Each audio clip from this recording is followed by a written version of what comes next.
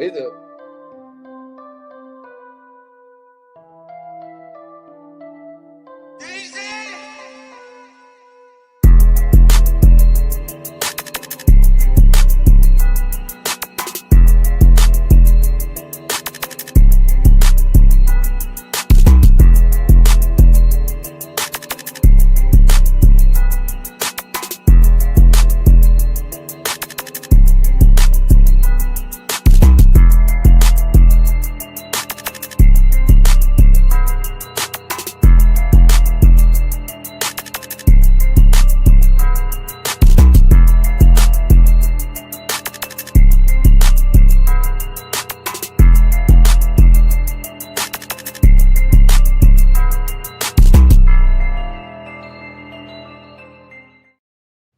Yo, man, we back with another episode of the E-Lab podcast, man. We got a lot of energy in the building today, man. How y'all boys doing this morning, man?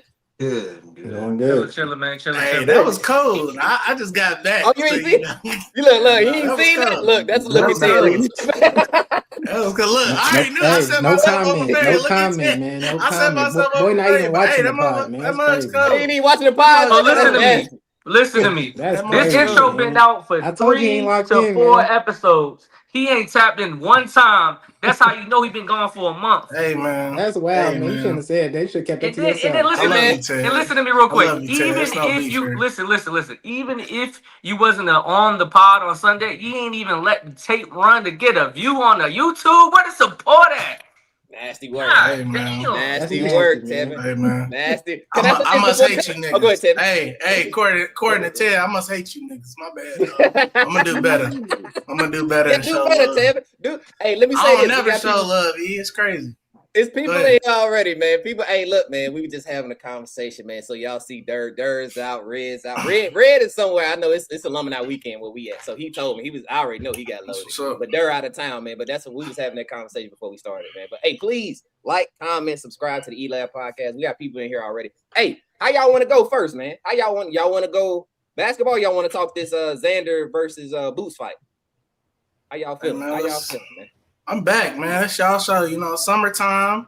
People taking vacation. You know, even on ESPN they take vacations. But let's get to it. Let's get to it. Nah, we're not doing that. We're not doing that. Come on, man. Just skip it. Zel, did you watch Mitch, did you watch the fight? Did y'all watch that fight last night? Yeah. Mitch, how you Yeah, I feel? was Talk to me, tapping Mitch. How you?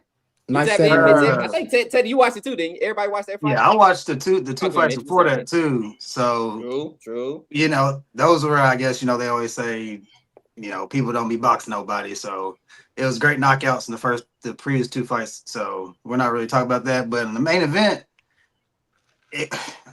I'm the boxer hater on the pod. And I'd be like, hey man, this ain't exciting. They ain't doing nothing. They ain't fighting in the phone booth. Go watch some MMA.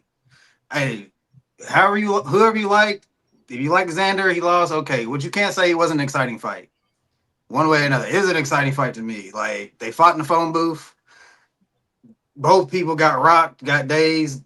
They came back and they tried to, like, Boots, I think he was very confident and it kind of like caught him a little bit. And then he recovered well. So it was a great fight to me. What I didn't like, because I really don't like Boots. I'll say it. I think he's overhyped.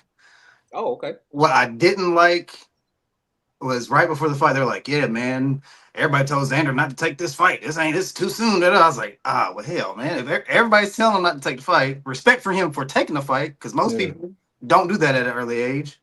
And I was like, it's not likely he's going to win. If nobody there was like, no, don't do it. So shout out to him. Everybody said it was like the when Canelo fought Mayweather too soon type of thing. So, but all in all, I was entertained, and at the end of the day, that's what I like to see, entertainment. And it was a great boxing match to me. Yeah, I ain't mad at you. I think I like all 3 of those fights you talk about, Mitch, man. Zel, how you feel, bro? What you Nah, think? I feel like that ultimately it was a good fight, but that first round, the way it was looking, it was like, oh well, it might be one of them fights. And then that third round was like, oh, we got to fight. In the third round, that's what got the social media right now in the frenzy. Like, we know what the result was and all this and that, but the mother boxers, they calling them out. They be like, hey, if I was in the ring with him, he wouldn't have made it out there. He wouldn't have made it out that round. So it's like props to him for lasting, you know what I'm saying, making out that round and still getting the win. But if he wasn't fighting a 23-year-old boxer, it might have been a little bit different. But they was definitely fighting. Like, you know what I'm saying? It wasn't no running around, nothing like that. There Yeah, was some right. real deal fighting and stuff like that. But when the last time when Xander went down, it looked like he kind of looked at the corner, was like, he's like, can I stop? Are we done? Because I don't think I don't They think he threw in wanted the to fight towels no in. more. So They threw the towel in. it was a good fight, but I feel like he kind of gave up at that end. But experience, you know what I'm saying? That's everything when it comes to boxing. So props to him, though. That's real. Teddy, how you feel, Teddy? What's up, man? This is another sport that we are also putting asterisks on the win. There's people in the comments that's paying homage and giving Zayas props for losing and joking on Ennis for winning. It was a complete domination, bro. He touched the canvas 3 different times. I get it that the round 3 was exciting. They was exchanging blows. It was a very, very physical fight. They were in the phone booth. And Boots was stunned, when I seen that the punch landed, he was dazed and he was asleep for about a half a second. I was like, "Uh-oh, this could get in, be some troubled waters." Mm-hmm. But he gained the composure, did what he needed to do, bit down on his mouthpiece, and beat the shit out that boy. That's just really what it is, man. There's no really dancing around this narrative. He beat the shit out that boy, and I know that Terrence Bud Crawford called him out and say, "Hey, I ain't gonna say much, but y'all see it." And that's cool. That's what he should say. But enjoy your retirement. That's what you wanted to do. You wanted to retire. Enjoy it from the bleachers. And then with Virgil was like, "Hey, if I had the opportunity to do this XYZ, you did have the opportunity, and you ducked the opportunity, and you missed the opportunity to have this particular fight. Now you put in Boots in a situation where he's a 2-time unified champ at 2 different weight classes. And now when you look at 54, you got Fundora and you got Virgil. And you got choices to make a fight. But I think with Eddie being your promoter, this is just my opinion. Even though you're at an all-time high right now, I think it's going to be about 3-4 filler fights to kind of just expand on the wins. So even if you do take a nasty loss, it don't hit as hard and you still marketable. Because at the end of the day, the biggest thing with Boots was his resume. Who did you fight? Who was your biggest competition? Yes, you have 31 knockouts or 31 wins. Don't quote me. But who did you fight? It has to be able to have some value when you look at somebody's resume like that. But the unified 2 different weight classes, hey, big up to you. But all I'm saying is, don't go out there playing with Fundora, man. Don't go knocking on his door yet. That's all I'm saying. Fundora, I ain't mad at. You know why I don't like the sentiment about Virgil Ortiz saying, people were saying he shouldn't take that fight. He should like stay away from him, right? I don't know why we acting like we ain't seen Virgil get knocked down twice about Serhi. He had that fight against Serhi, and it was very controversial win. It was a very controversial. I think he won 114, 113 on the cards, and he got knocked down twice. He had 2 8-point rounds. So I'm confused about why people thinking that Boots don't stand a chance against Ortiz. Or I understand why, because Ortiz took a lot of hits. He took a lot of hits against Xander. But to Ted's point, I think, man, Boots neutered Xander. Boots came in there after that first round. Xander stayed in the pocket. Xander was like, you know what? I'm good. I can fight him. And that 3rd round was electric. And that 5th round, Zel, you said it in the chat. They could have stopped that fight. And that 5th round, that fight could have been over. That could have been a TKO, but they gave him some grace and let him fight because it's a championship fight, right? We ain't gonna let you go out like that. You a champion. We ain't gonna let you go out like that. After that 5th round and that 6th, we seen Xander start dancing. That 6th round, Xander was like, let me get up out of there. He started running around the ring a little bit, like, hey, let me get up out of there, man. I can't do it. And then ultimately in the 7th round, it just didn't matter. It just didn't matter. I think he took all that bite out of him, man. So for me, when we talk about resumes, that's what it was, Ted. You brought up resumes. Yeah. I'm looking at Ortiz's resume, bro. I went and watched some fights. So I went and watched like 3 fights this morning. He beat Eric Lubinson. He beat Lubin. I feel like Lubin is one of those, not gatekeepers, but he's like one of those, kind of like Aleem is. Aleem is, you kind of fight him to get another fight, because Lubin done lost to Charlo, he done lost to Fundora, and he done lost to Ortiz. So ultimately, he's a notch level above proving grounds. You feel what I'm saying? So when it comes to like actually fighting the next level of guys, he ain't necessarily somebody to be like, oh, he on my resume. In my opinion, he's just a stepping stone to say, okay, we can put you on the next level. You feel me? So I think Madrimov. I just watched that Madrimov fight this morning too. I think Madrimov showed a good fight versus Virgil. I think Virgil actually showed a lot of versatility in that fight. Madrimov, you know Madrimov, he gonna dance. Madrimov is gonna he moving around the ring the entire time.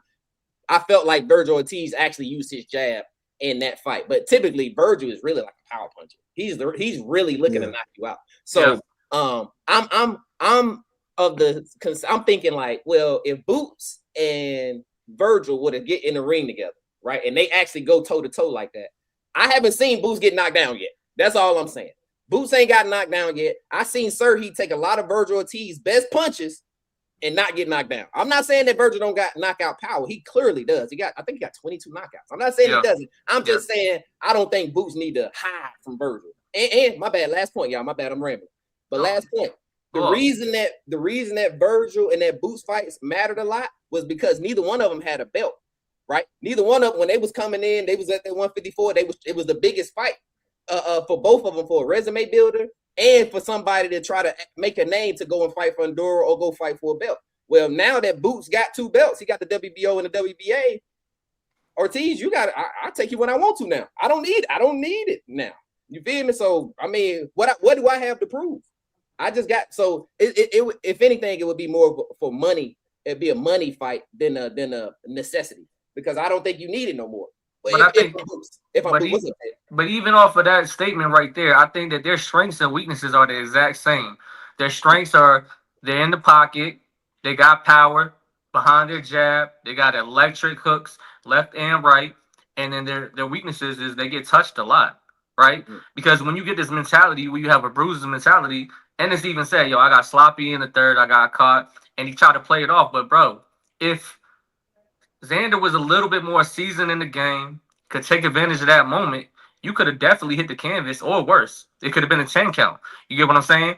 But I guess when Zayas hit Boots like that, he was kind of shocked, like, damn, okay, I finally got the momentum back. You know, I'm excited, and I'm just line driving this guy, right? But with Boots, he got that Philly style, bro. He's going to be dancing around the whole ring. He's going to use the entire ring. He's going to make you tired. He's going to make you chase him. And what he did is he bought time. Even if it was at the mid-range level, you bought time. So what I'm saying is, if you're going to fight Virgil, it's going to be a good fight. But what I'm telling you is Eddie's gonna promote it that way. They're gonna talk that noise, and they're gonna have like 3 filler fights, 3 bullshit fights to add to his win column, and then we will be able to negotiate, because the ball's in my court now. I got the belts, so I can say whatever the fuck I want to say when I want to say it, because I'm the cash cow now.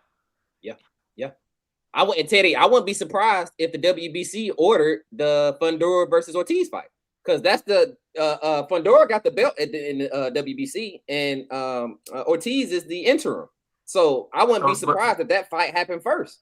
And that's how you eliminate the noise of having to fight both of them back to back consecutively. You let them fight each other. Whoever takes the loss column, depending on how bad the L looks, then you go ahead and try to clean that up. If you feel like it was a tight fight, then you fight both of them. If you feel like you could beat them at this stage of your career, you want to be able to let them fight, see what's going on, play chess. Because at the end of the day, a lot of people, when they're upcoming and they're PGs and stuff like that, and they have a really good fight, or a fight that can get them in the pound for pound contender conversation, they taint it so fast, because the moment that they get a belt or any kind of unification, they take the biggest fight possible and then lose, and then everybody forgets about them.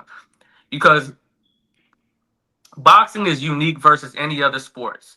Wins and losses is so loud in this sport. No matter how good you lost, no matter how good you lost, you're still a loser to the masses. So at the end of the day, you got to pick and choose your fight. I don't want you to be a duck, but shit, you got to protect your bread.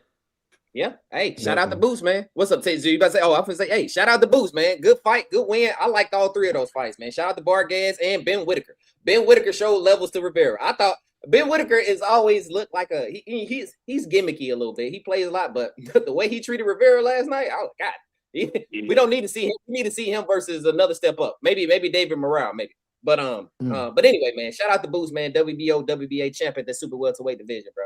Hey, so look, now we want to go Lamelo Ball trade, man.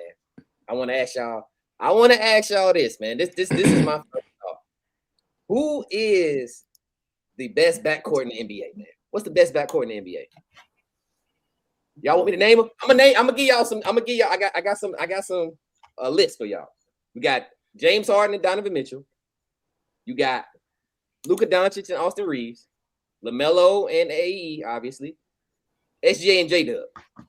If you count J-Dub, if you're giving me J-Dub, I'm not mad if you're not, because he kind of plays the 3 and the 4 a little bit. You know, it just depends, but you can put him at the 2.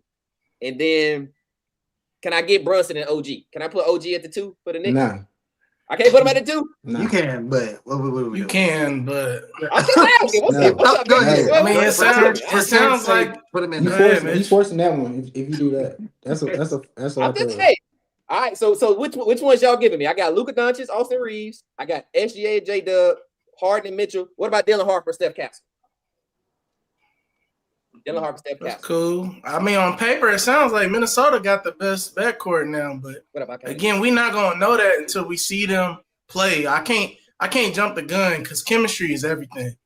Like, without chemistry, that don't mean nothing. But on paper, like, as far as talent, like, we always talk about talent, right? Talent, the most talented backcourt right now is Minnesota.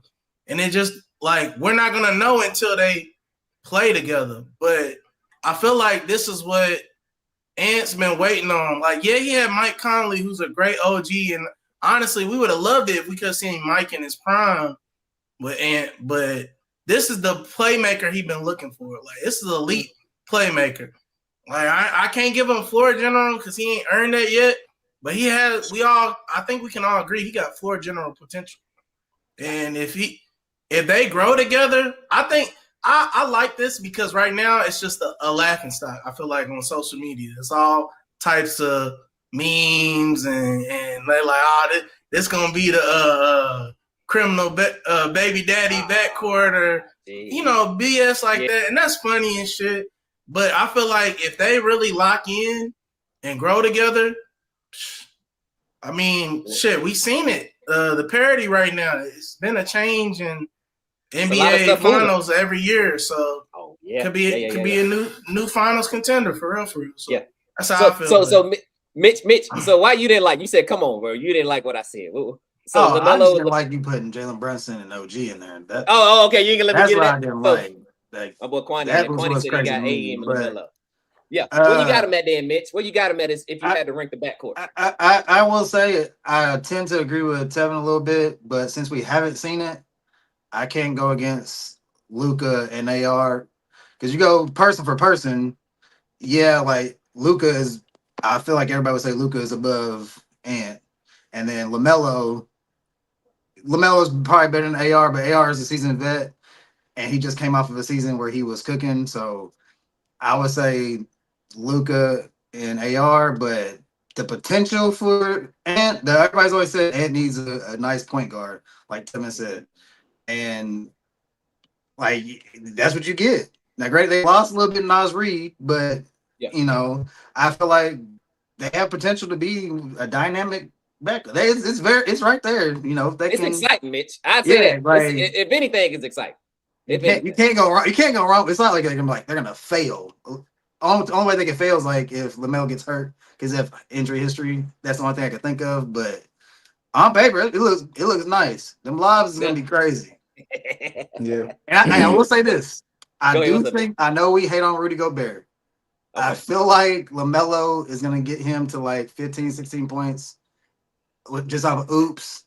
I know y'all say there's bad hands. I know he says there's bad hands. That was my question. Yeah, that was. But I feel like he's gonna make him better. Offensively, I feel like he's gonna make him better. He can make him better. My only question mark with him was not only can you catch the ball, and I should have said this. Not only can you catch it and turn and score? Like, can you actually catch? You know what I'm saying? Because you might be able to fucking fumble that shit, but can you like catch it, turn and dunk the ball? You feel? So my bad. Ted, how you feel, man? What you think, Ted? What's up? Y'all probably gonna be shocked at my answer.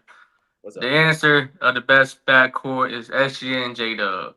Because at the end of the day, when they're fully healthy, can't nobody fuck with them. And out of everybody that we named, they are the two-way players at their particular position, right? They are actually play defense. Defense is not a liability for either one. I get it that SGA is not a lockdown, all defense defender, but he ain't no slouch and you ain't going to pick on him. And then obviously we know J-Dub's ability to guard 1 through 4 when healthy. And the reason why we don't say this is because he's been injured. He's been dealing with that hamstring. But when it comes to them fully healthy, they're electric. They got finals. They got a dub. They did what they needed to do during that finals run, and also in the playoffs before the game. The series before that led up to that. But I will say, this has potential to be one of the most electric backcourts that we've seen in a very, very long time. This has everything that all the young kids want. This is aura. This is clip farming. This is everything that you need. Reminds me of, I'm not sure yet because we joking on Rudy Gobert hands, but it looks like the feeling and the excitement that we got from them Chris Paul Clippers when they was doing all that extra shit. And I know we're not saying the lob threat to Rudy. I'm saying if AE comes baseline and LaMelo throws it no look alley and punches that shit, and they both gonna be pointing at you, pushing you to the ground. Like, I feel like this has potential, but my question mark is, who's going to be that missing piece or two that's willing to come to Minnesota for a pay cut to make this make sense? Because at the end of the day, your frontline backcourt is excellent, but you lost two potential any given Sundays like 15-point guys. Julius Randle and Naz Reid are both explosive when they are on, but inconsistency is their biggest thing. So I get it. So that's going to hurt them. But who are you going to replace the void with? Because there's going to have to be a lot of offensive sets that need to be ran through the 3, 4, and 5. And those are the question marks. You could have, Ant-Man getting 30 and LaMelo giving you 25 and 10, but where's the rest of that shit at? And then if any one of them get in foul trouble early, where's the offense gonna go? Who are you gonna run the offense through? And who? They got Ayo. They got Ayo. That's cool. That's cool. He had one cute game in the playoffs. One. Oh no. Okay. I'm talking about regular season. My bad. Yeah, for sure. But I guess I'm thinking more of like a transitional thing. Like even if you do well in the season, when it comes down to the set slowing down, things being more half court, and God forbid one of them getting foul trouble early or injured for a game or two, who's gonna step up willingly? And if it's Ayo or if it's Terrence Shannon Jr., cool. But I think that what happened when you do this LaMelo trade, even though nobody cares about this guy, Terrence Shannon Jr. was on the way up in regards of potential and confidence. Even though he looked a little funny against the Spurs, when you bring somebody that's going to take all the minutes, all the shots, and all the opportunities, I don't know if he minimizes and gets small and his confidence gets killed. I hope that it doesn't, and I hope that he has 6-man caliber season, and I hope that he grows within that season for his sophomore year. But yeah, I don't know. I hate to be long-winded about that, but I'm just saying they have a lot of potential. But I still got J-Dub and SGA. Yeah, let me put this up here for Kwani. Kwani, I actually agree with you on this, Kwani. The stretch two-way forward is going to always be the difference maker on how far a team goes, and more important than a backcourt for me. Kwani, I 100% agree. I think your full position literally defines how your team plays. So I 100% agree. And then he said, Kwani said, Jaden McDaniels at that stretch 4 spot can be big for Minnesota. He can be. Kwani, I wanted Jaden McDaniels to start being the guy. I thought this year he was going to take a step up, give me 18 to 20 points a game, but he didn't. So for me, he's letting me down. I agree with you though, Kwani. Zel, who you got, bro? What's up? Oh yeah, let Zel go. Yeah, who you got? Who your best backcourt in the NBA, Zel? I mean, by looking at it, I feel like on paper, you can say Ant-Man and LaMelo, but I agree with Ted. Just from what we've seen, SGA and J-Dub, they kind of already got it done and stuff like that, because I feel like we haven't seen LaMelo Ball play winning basketball yet. Like, we see him make a lot of great shots, do a lot of stuff and this and that, but the moment like playoff atmosphere came about, like whether it was him being in the first round, play-in, stuff like that, it's just like they always come short. And we know the obvious reason, because he played for the Charlotte Hornets. It's not really serious basketball over there. So I feel like his main thing is just he has to play winning basketball. He can't take all those crazy shots and stuff like that. Like, you have to make, you know what I'm saying? You got to make real basketball plays. Yeah. You got to play winning basketball. Like, because if those points don't equal wins, they're going to be like, what are we doing? You know what I'm saying? It's going to be the same thing and the same thing. But I feel like with the team they got, I'm hoping that they can find a way just to not be a great backcourt and stuff like that, but at least just be a great team. Because even like with them drafting Isaiah Evans, I think that that I feel like he can be a good piece. Like, of course, he's not going to do what Nas Reed did at all. But I ain't say that at all, but he's not going to be that complete piece and stuff like that. But as a rookie, I feel like he can possibly push a Jaden McDaniels type of player to be better offense, defense. But I just think that with what we seeing, Minnesota's going to be a great regular season team.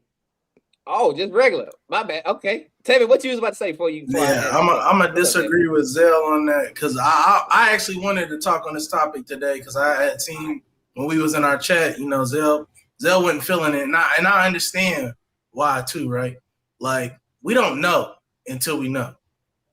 Me personally, when I was thinking about it, I was like, all right, we as in Minnesota, not me. I'm not with them. Yeah, I got you. But, we got Melo in now, right? So who's the third? But then I was like, they got to be all in on Jaden McDaniels, the way they move it. And after hearing you just talk about it, how you was feeling about Jaden, I think a takeaway too is he probably deferred to Randall more during the season and in the playoff. Randall's gone. You don't got to worry about that anymore.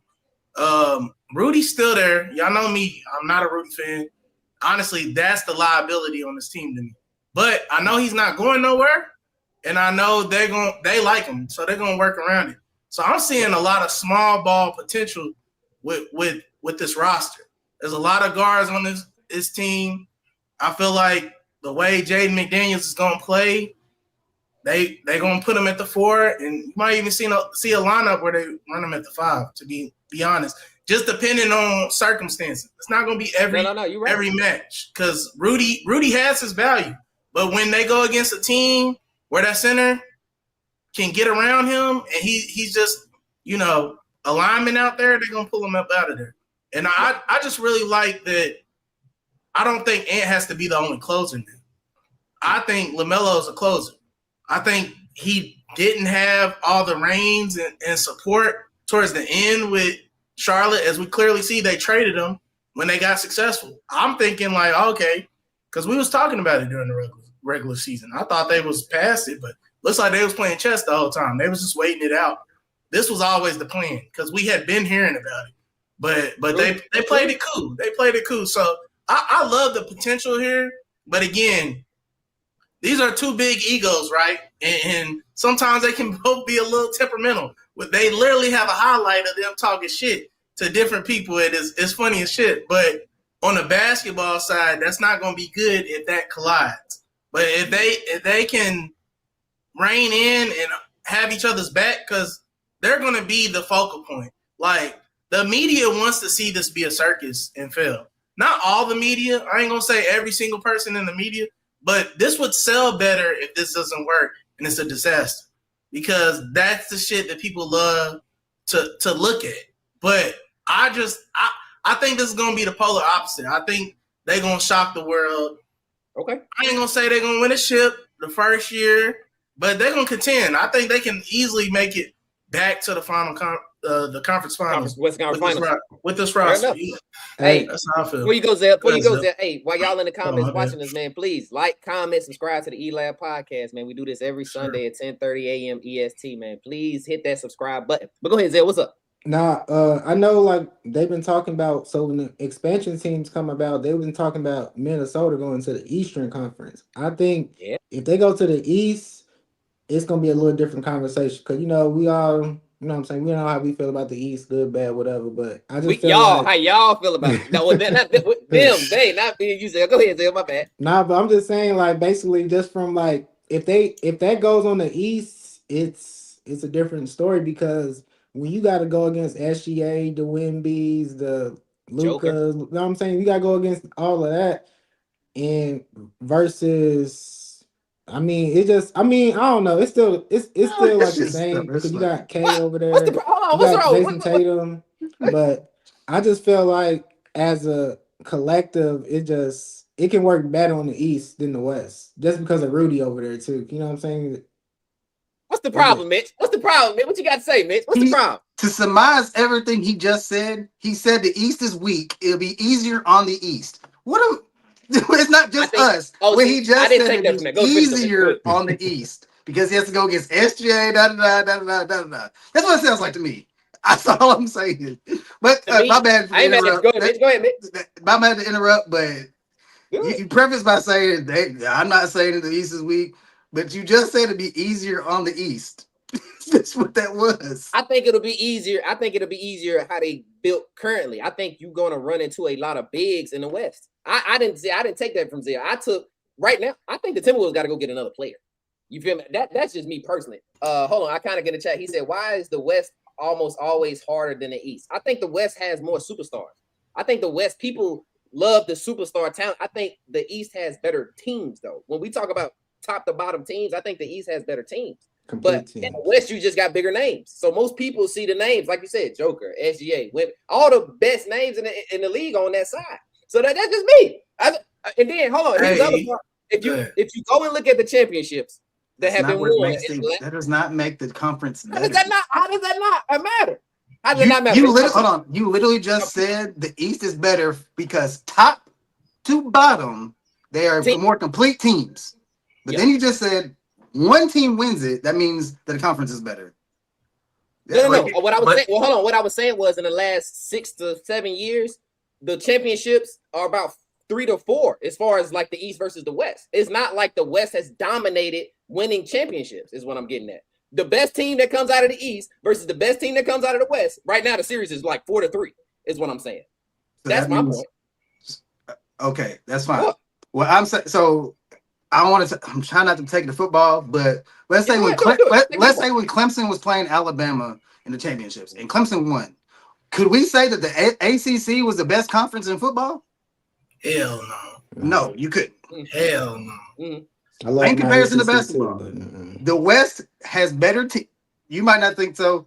Let's just say they have better. Let's just say they have better players. Most of the time, the team with the best player normally wins. You can't have a team full of bums. Mitch, you know why I don't like it, Mitch? You know, hold on, Zel. You know why I don't like what you're saying? Is because y'all said for all year that the championship was coming out of the West. The San Antonio Spurs dominated the Western Conference all year, and then they get to the championship and the Knicks destroy them.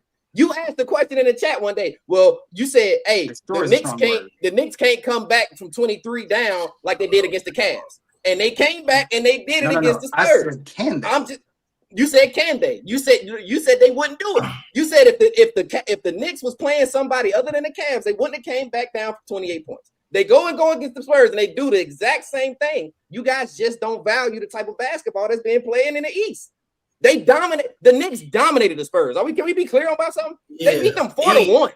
I see the problem. They beat them 4-1, and we still have it. They were the third seed. The third seed in the East.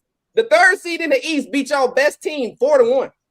That's fine. What are y'all talking about? Hey, but that's fine. One team being an outlier in the East, though, that does not make the East better. It's not an outlier. And what I'm saying is, it's not an outlier. It's 4-3. That's my point. It's not an outlier. But when the best team in the East sees the best team in the West, we're talking about 4-3. Yeah, I get you. We're talking about consistency, bro. It's not just one team. We're talking about consistency. That one team in the East could be really like that. Like, I'm pretty sure you would argue that if you put the Knicks in the West, they would have still came out. I'm pretty sure you would argue that, right? I told y'all that all year. Yeah, exactly. So but that's not every team in the East. That's one team in the East. It's just it goes back to what I'm saying, Kevin. And what I'm saying is, it's not every team in the West. The Rockets go out to the East. They're not coming out of the East. It's not. The Timberwolves last year. Hold on, no. The Timberwolves come to the East. They're not coming out of the East. That's my point. Y'all think that the 6th seed and the 5th seed in the West can come over to the East and win. That's not true. That's what I'm saying, y'all. That shit's they don't have to win. The Lakers cannot go to the East and come out of the West. I'm sorry. They cannot go to the East and come out of the East. It's not true. Better as a whole. When you add them up, when you do your medium, I think they just got better offense. They scored better. Bro. But what I'm saying is, go ahead. I'm sorry. Go ahead. No, you good. Like I hear what you're saying in regards to the finished product. The finished product is 4-3 split, East up on the West for whatever narrative that you want to push, right? But also, you just said that the Knicks dominated the Spurs 4-1. The Knicks dominated the Cavs. The Knicks dominated the Sixers. The Knicks dominated the Hawks. So this goes to the point of 3 out of the 5 teams in the whole entire Eastern playoffs got smoked by one team. and you're saying as a totality that the East is better, but the top 8 teams are the people that are representing the best type of basketball that's coming out of the East. The Pistons, they fell short. The Celtics, they fell short. Those were the 1 and 2 seed in the actual East, right? Those were the people that we thought were going to win. The people that we thought were going to win in the Western Conference did. OKC did what they needed to do. The Spurs did what they needed to do. OKC wasn't fully healthy. The shit still went 7. You can't look me in my face and tell me that if an OKC team was fully healthy and seeing this Knicks team, that we would be talking or feeling the same way. I get it. This is all Cinderella stories, all hypotheticals. But if OKC was fully, I know they'll eat, but just hear me out. Fully healthy OKC go holla at New York, fully healthy. No bullshit, no handicaps, no nothing. I don't think that the Knicks have the same type of performance. Do I think that Jalen Brunson does his thing? Of course. I think that he torches them in a losing effort. But what I'm saying is the teams that were good all year in the West represented the Western Conference Finals. The teams that were good all year in the East, they both fell short. Nobody was talking this Knicks shit until the Knicks shit did what they did in the playoffs.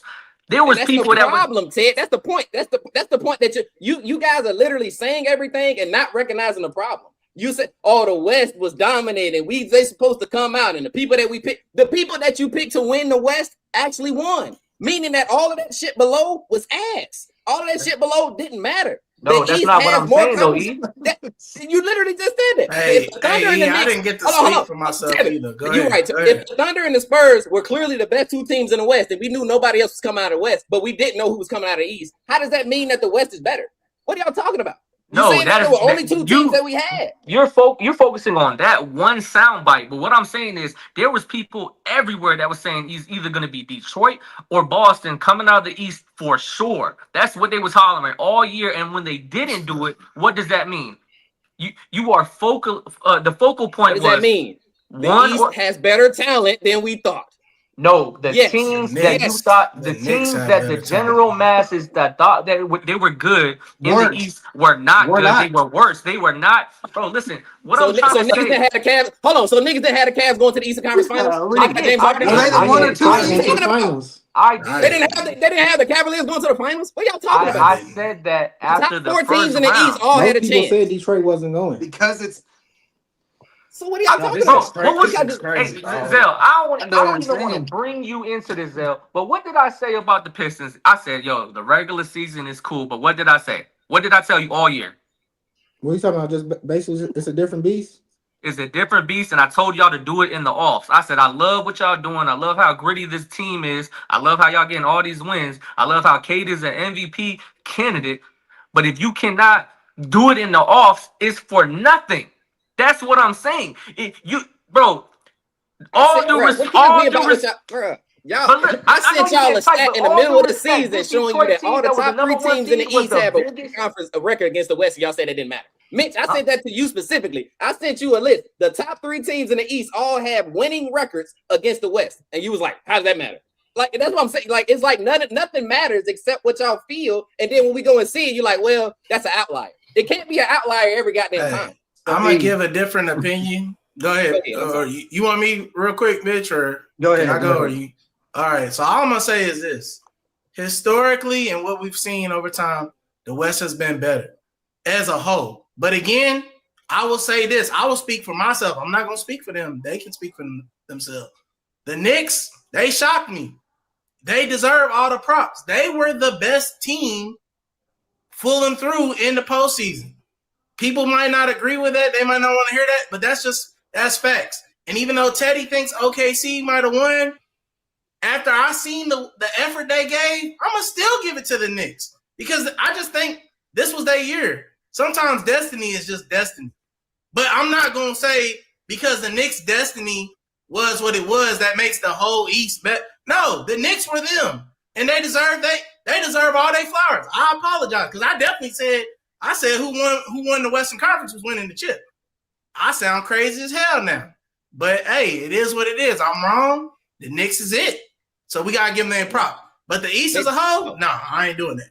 So go ahead. Mitch, close us out, Mitch. You had something? Close us out, Mitch. I'm just gonna say this for the chat. Everybody that's watching, East captain, because he's clearly said all year that he knows that the West is better, but the East is not as weak as we think. He said that all year. I said is that you're strong, and the opposite of that is weak. That's my stance. If the West is strong, that means the opposite is weak. So if the West is up here and the East is down here, and we disagreed about that.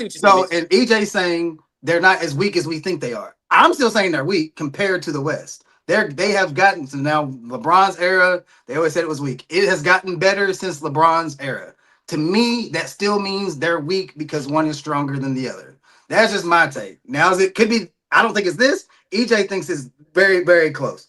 I personally don't. I still feel like there's a gap between the West and the East, but the gap is shrunk. That's my take. And let's be honest, he knows if you take these teams on the West and they had a 7-game series with the teams on the East, that most of the teams on the West are going to come out.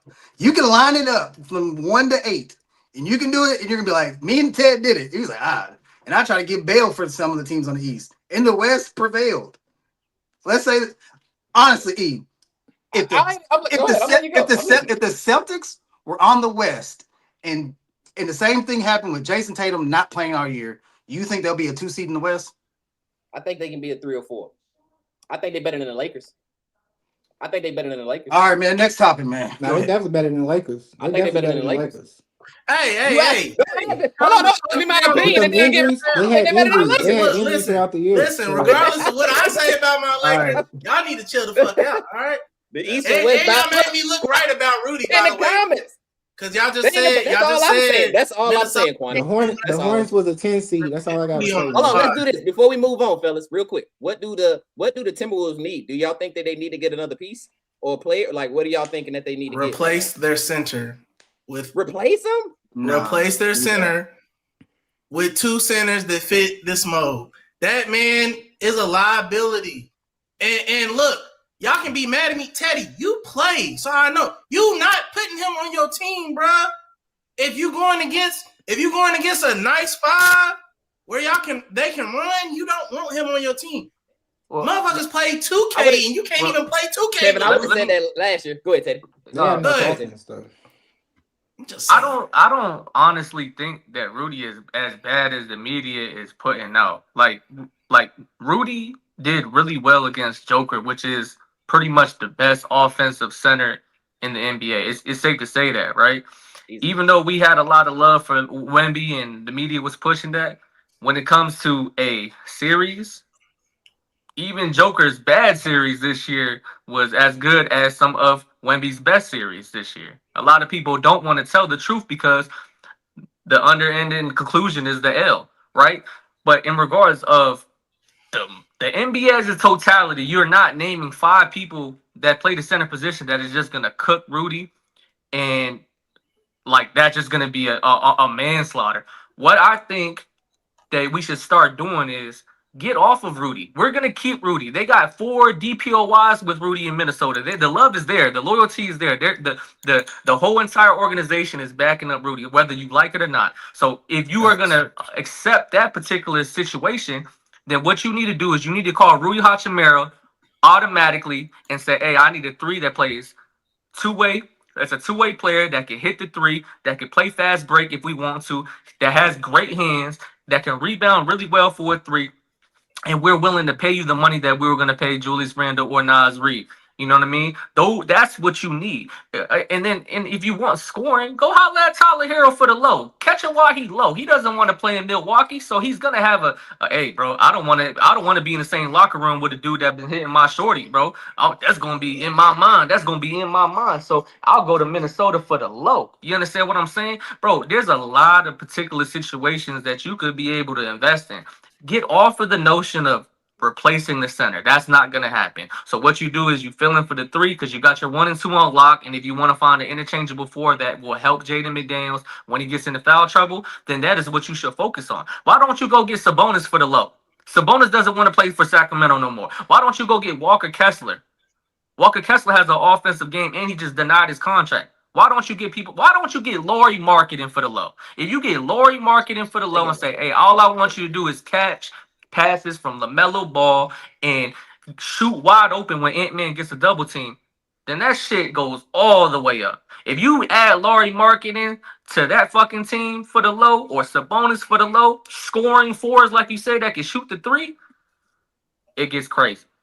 I like that Rui. I like if they go Rui and a backup center. They need a backup center, just period. Yeah. They needed a backup center for like the last 3 or 4 years. So, but if they go Rui and a backup center, I ain't mad at it. Anybody got anything else on LaMelo before we go next? We good? All right, man. Yeah, man. But that trade, do y'all think? Did y'all say whether this Kwani in the comments said, Teddy, you're 100% right. He agreed with you. Appreciate it, Kwani. But dude, what do y'all? Did I ask y'all where y'all got the Minnesota Timberwolves right now? So if the West, if they were to keep their team today, where you got them at? They top 5, top 10? Or, I mean, top 10 obviously, but where you got them at in the West? If you had to call it, where you got them? Top 5? Top 5? No, number 5. Number 5? I ain't mad at that. Hey Ted, I got same question. Where you got them in the East? Oh God! See, look, you see how we be moving past it. I just want to ask Ted. That's it. Same spot, 5 or 6. Right. I got him at 3, and that's if we end the roster today and say we don't move pieces anymore. If they end the roster today, bro, it's probably 3 in the East and 5 in the West. But like I said, bro, I honestly want this Minnesota thing to really be successful as possible. I'm not asking and hollering for a chip.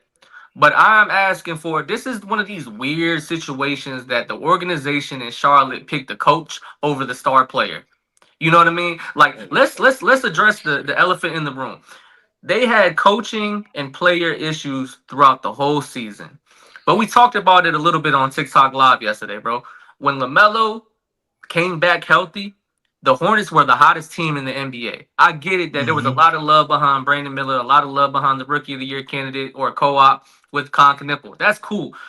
They did well individually, but they never moved the needle to make the team better.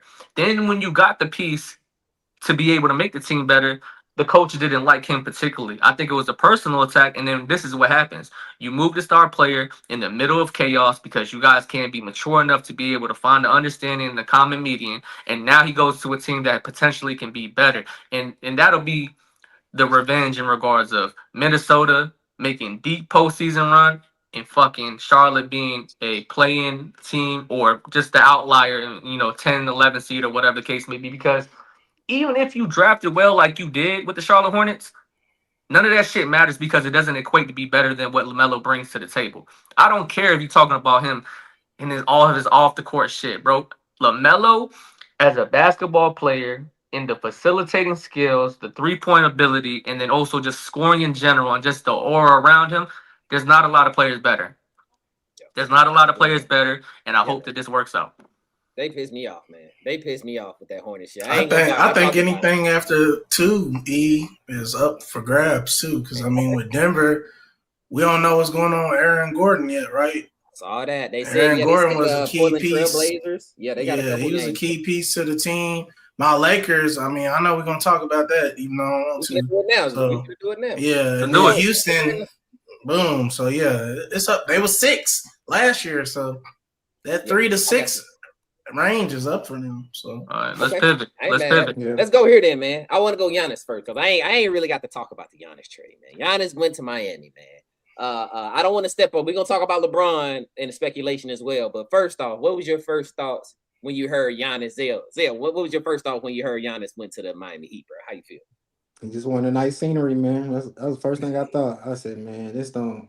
I mean, like at the moment, like looking at it right now, it don't move the needle for me. You know what I'm saying? Because I'm looking like Giannis. I'm looking at Giannis and Bam. I'm like, what we doing with that? Because it's like, I know Bam scored 83 points last year, but you know what I'm saying? We put a big asterisk on that. So I'm like, what are we doing? Like Norm Powell, most likely he probably gonna get moved to another team, or I don't know. I think they say he's a free agent or something like that. So he a free agent, Zel. They ain't got the money to sign him. I just don't. I don't know what they want to do with Bam and Giannis being your 2 focal pieces, though. You know what I'm saying? I feel like they really need a guard or some type of something there. But I even seeing Giannis and Dame not work, it's like I don't really know who Giannis can play with. Like, can he play with an elite point guard? Can he play with an elite 4 or 5 and stuff like that? But looking at this and seeing what happened, it just don't move the needle for me because I feel like they still not coming out the East with this team. If they keep this team the way it is right now, like they don't add no other big name pieces and stuff, they're not doing nothing. Oh dang. Oh dang. Mitch, how you feel, Mitch? What you think? What you think when you first saw it? I loved it because one, Giannis didn't want to be there anymore, so he got what he wanted, and the Bucks didn't want that, and the Heat wanted another player, and the one person they didn't want to get rid of was Bam. So they did what they wanted to. Now a lot of people said they had to give up a lot, but all those pieces that they gave up, it sounds good, but I'm pretty sure nobody has the Bucks being a top 3 or 4 seed with the pieces they got.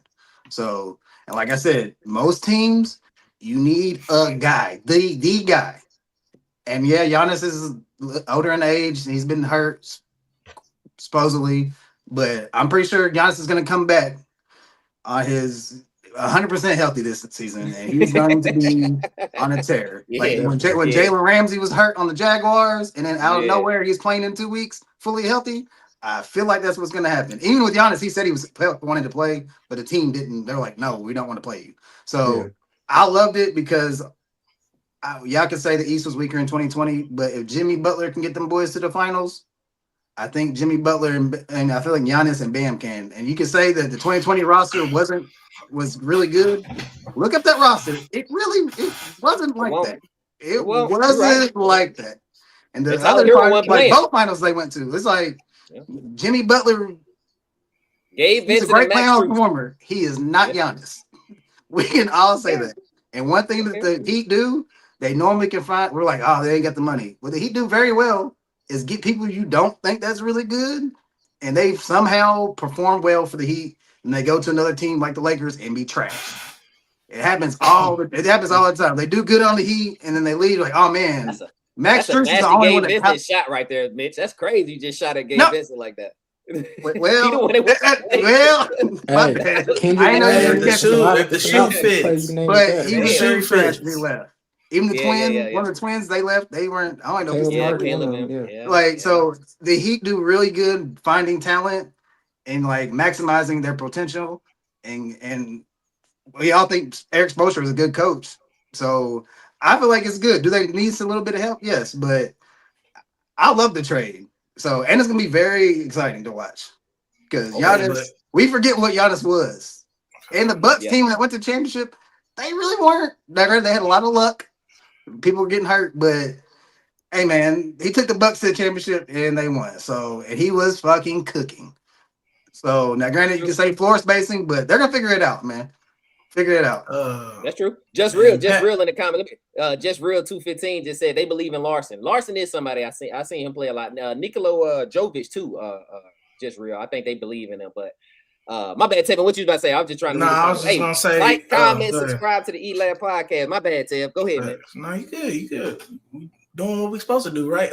Yeah, that's a fact. I was just gonna say, man, Pat Riley, he's a legend for this. Like, he been doing this since the Laker days, you feel me?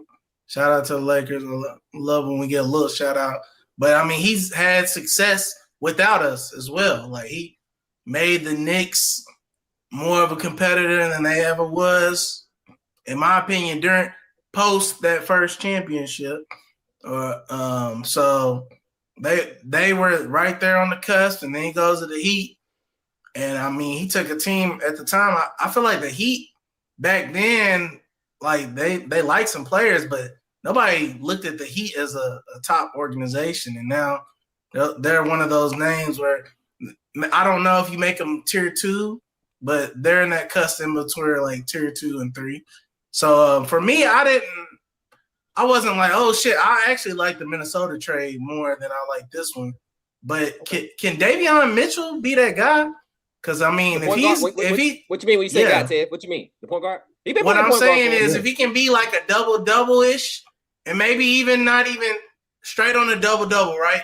And I see you shaking your head, Ted. I mean more so like 10-8, play some defense. Because now when you got Giannis, shit, that's at least 4 or 5 assists. If you playing it right.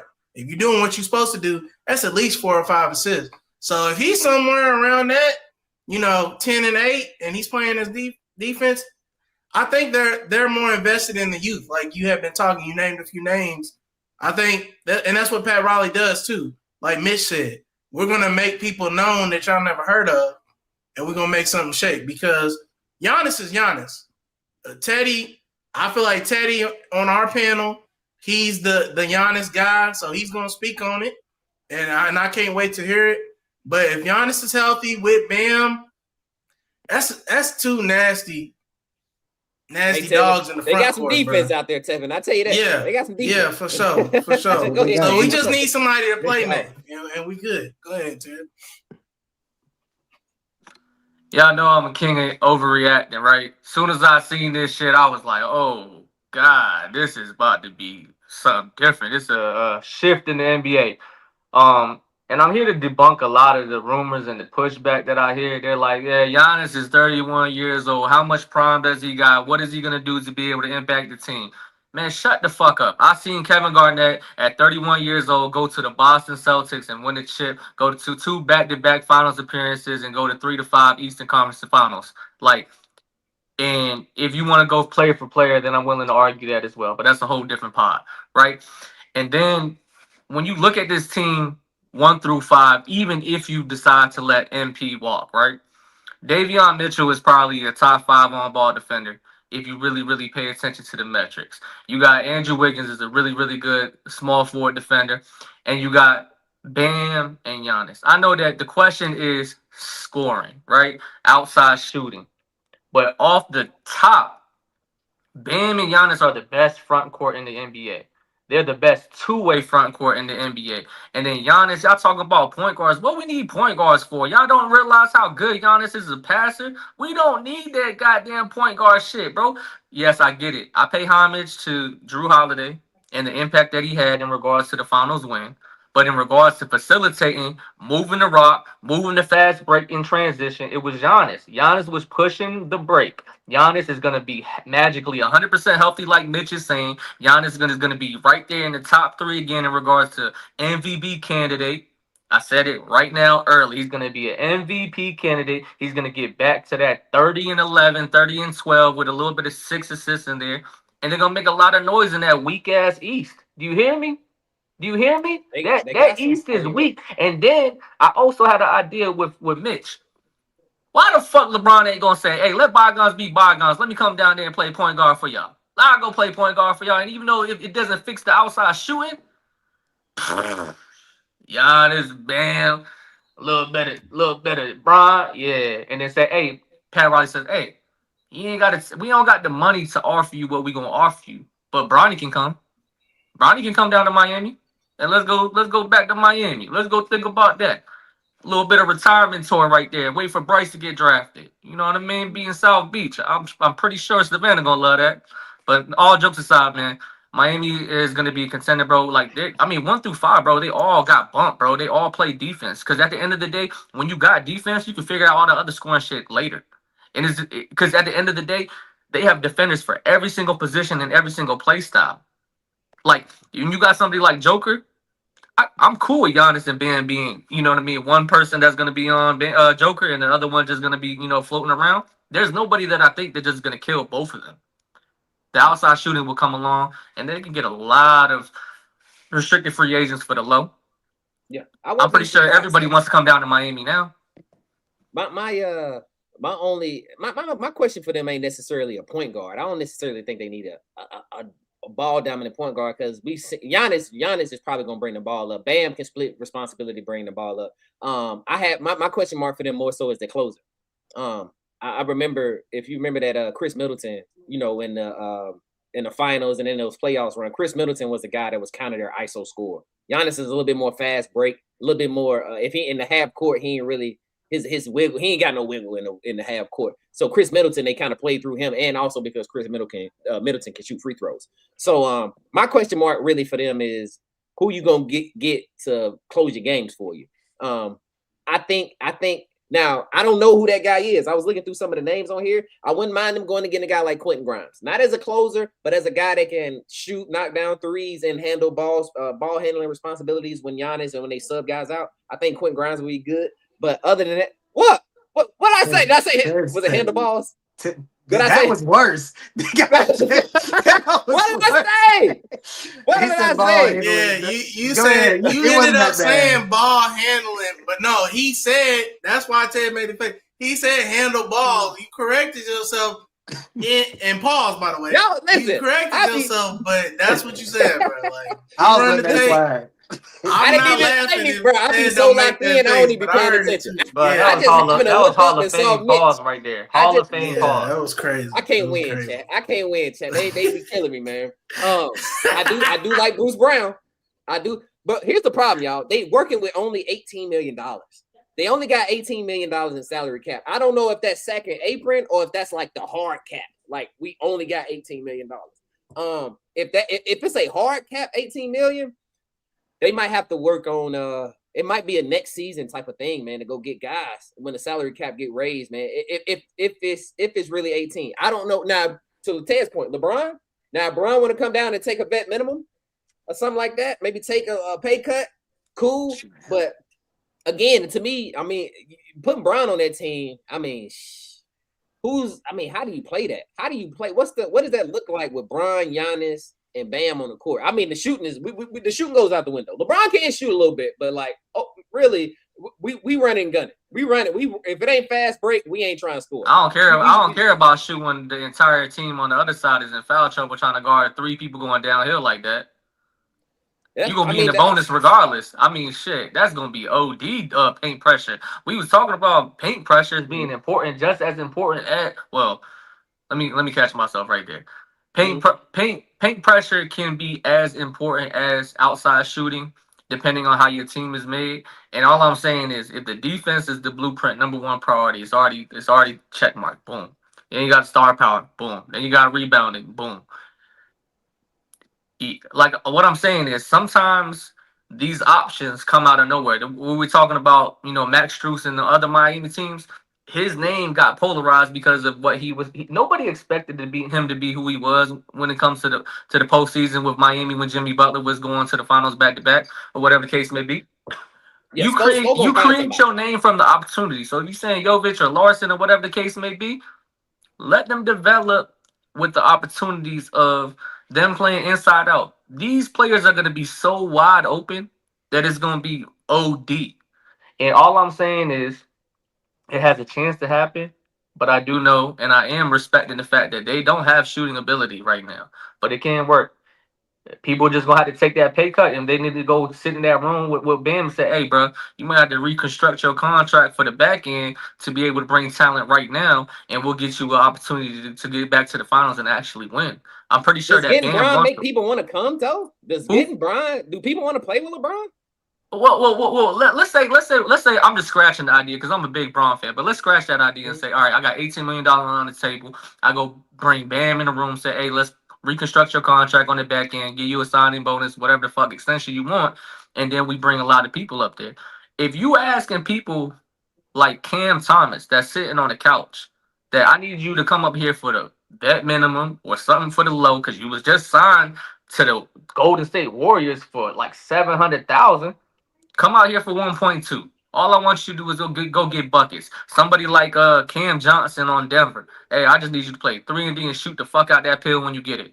There's a lot of people that you can call, but they have to be willing to take that pay cut to win. Pay cut, yeah. You get what I'm saying? But I mean, when it comes to people that are players, like you gotta think, bro. If I'm a player like a journeyman, how much money am I gonna get at this point in my career? If somebody's gonna call me and say I need to get a championship and be a pivotal piece. Go. Oh, so let me ask you this. So I keep hearing you say championship. So if y'all got the Heat being a championship coming out of the East, if they get LeBron or as constructed now? I don't. I think that if they get a piece or two shooting wise, they could go. Okay. Well, after the conversation we just had, the East is very level, and 1 through 5 can make it to the championship. So I don't think that we think that he's the AFC, do we? With this, I feel like they should. No. That's why, Mitch, when you said that earlier, I agree with you. When you said, I think it's a good trade because one of the concerns that Bam had was like, he said, bro, I'm tired of playing in the play-in. I'm tired of fucking playing in the play-in, and they went and got him a player. So I think that's why you make him happy at least. You know, you can't. People kept saying you giving up your entire bench for Giannis. That's kind of how it works when you get a superstar, right? Yeah, We're expecting that a superstar player can. I was gonna say eat up, but I can't think of another. Somebody give me something else to say before y'all pause me.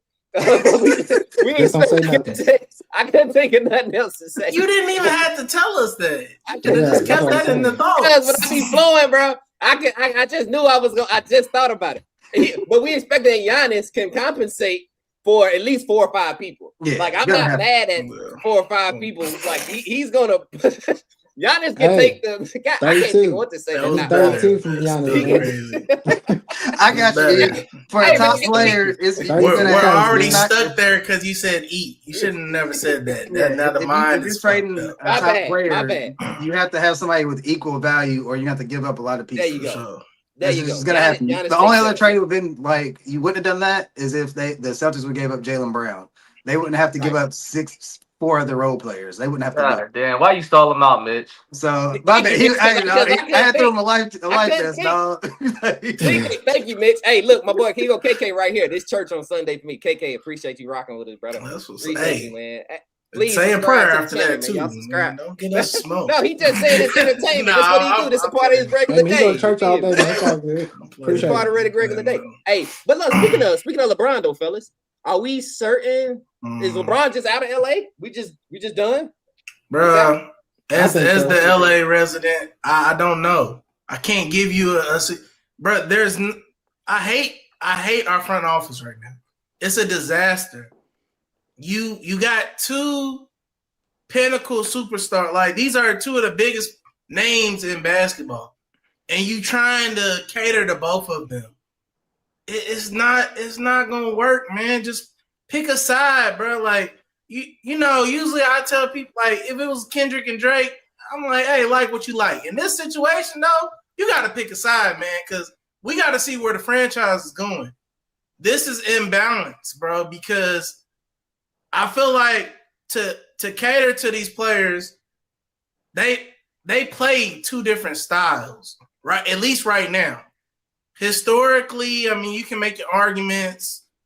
I ain't even gonna go there. I mean, I feel like the obvious should be who's the better player historically, right? But my thing is they already declared where they was at with it, and I've said this on the show plenty of times. When you pick Luka, you moving on to the future. So you know, be respectful. This is LeBron James we talking about, bro. Be respectful. See what he wants and make it happen. But move on, bro. You can't. This shit don't work. We need defense. We need defense bad. Luka is not a defender.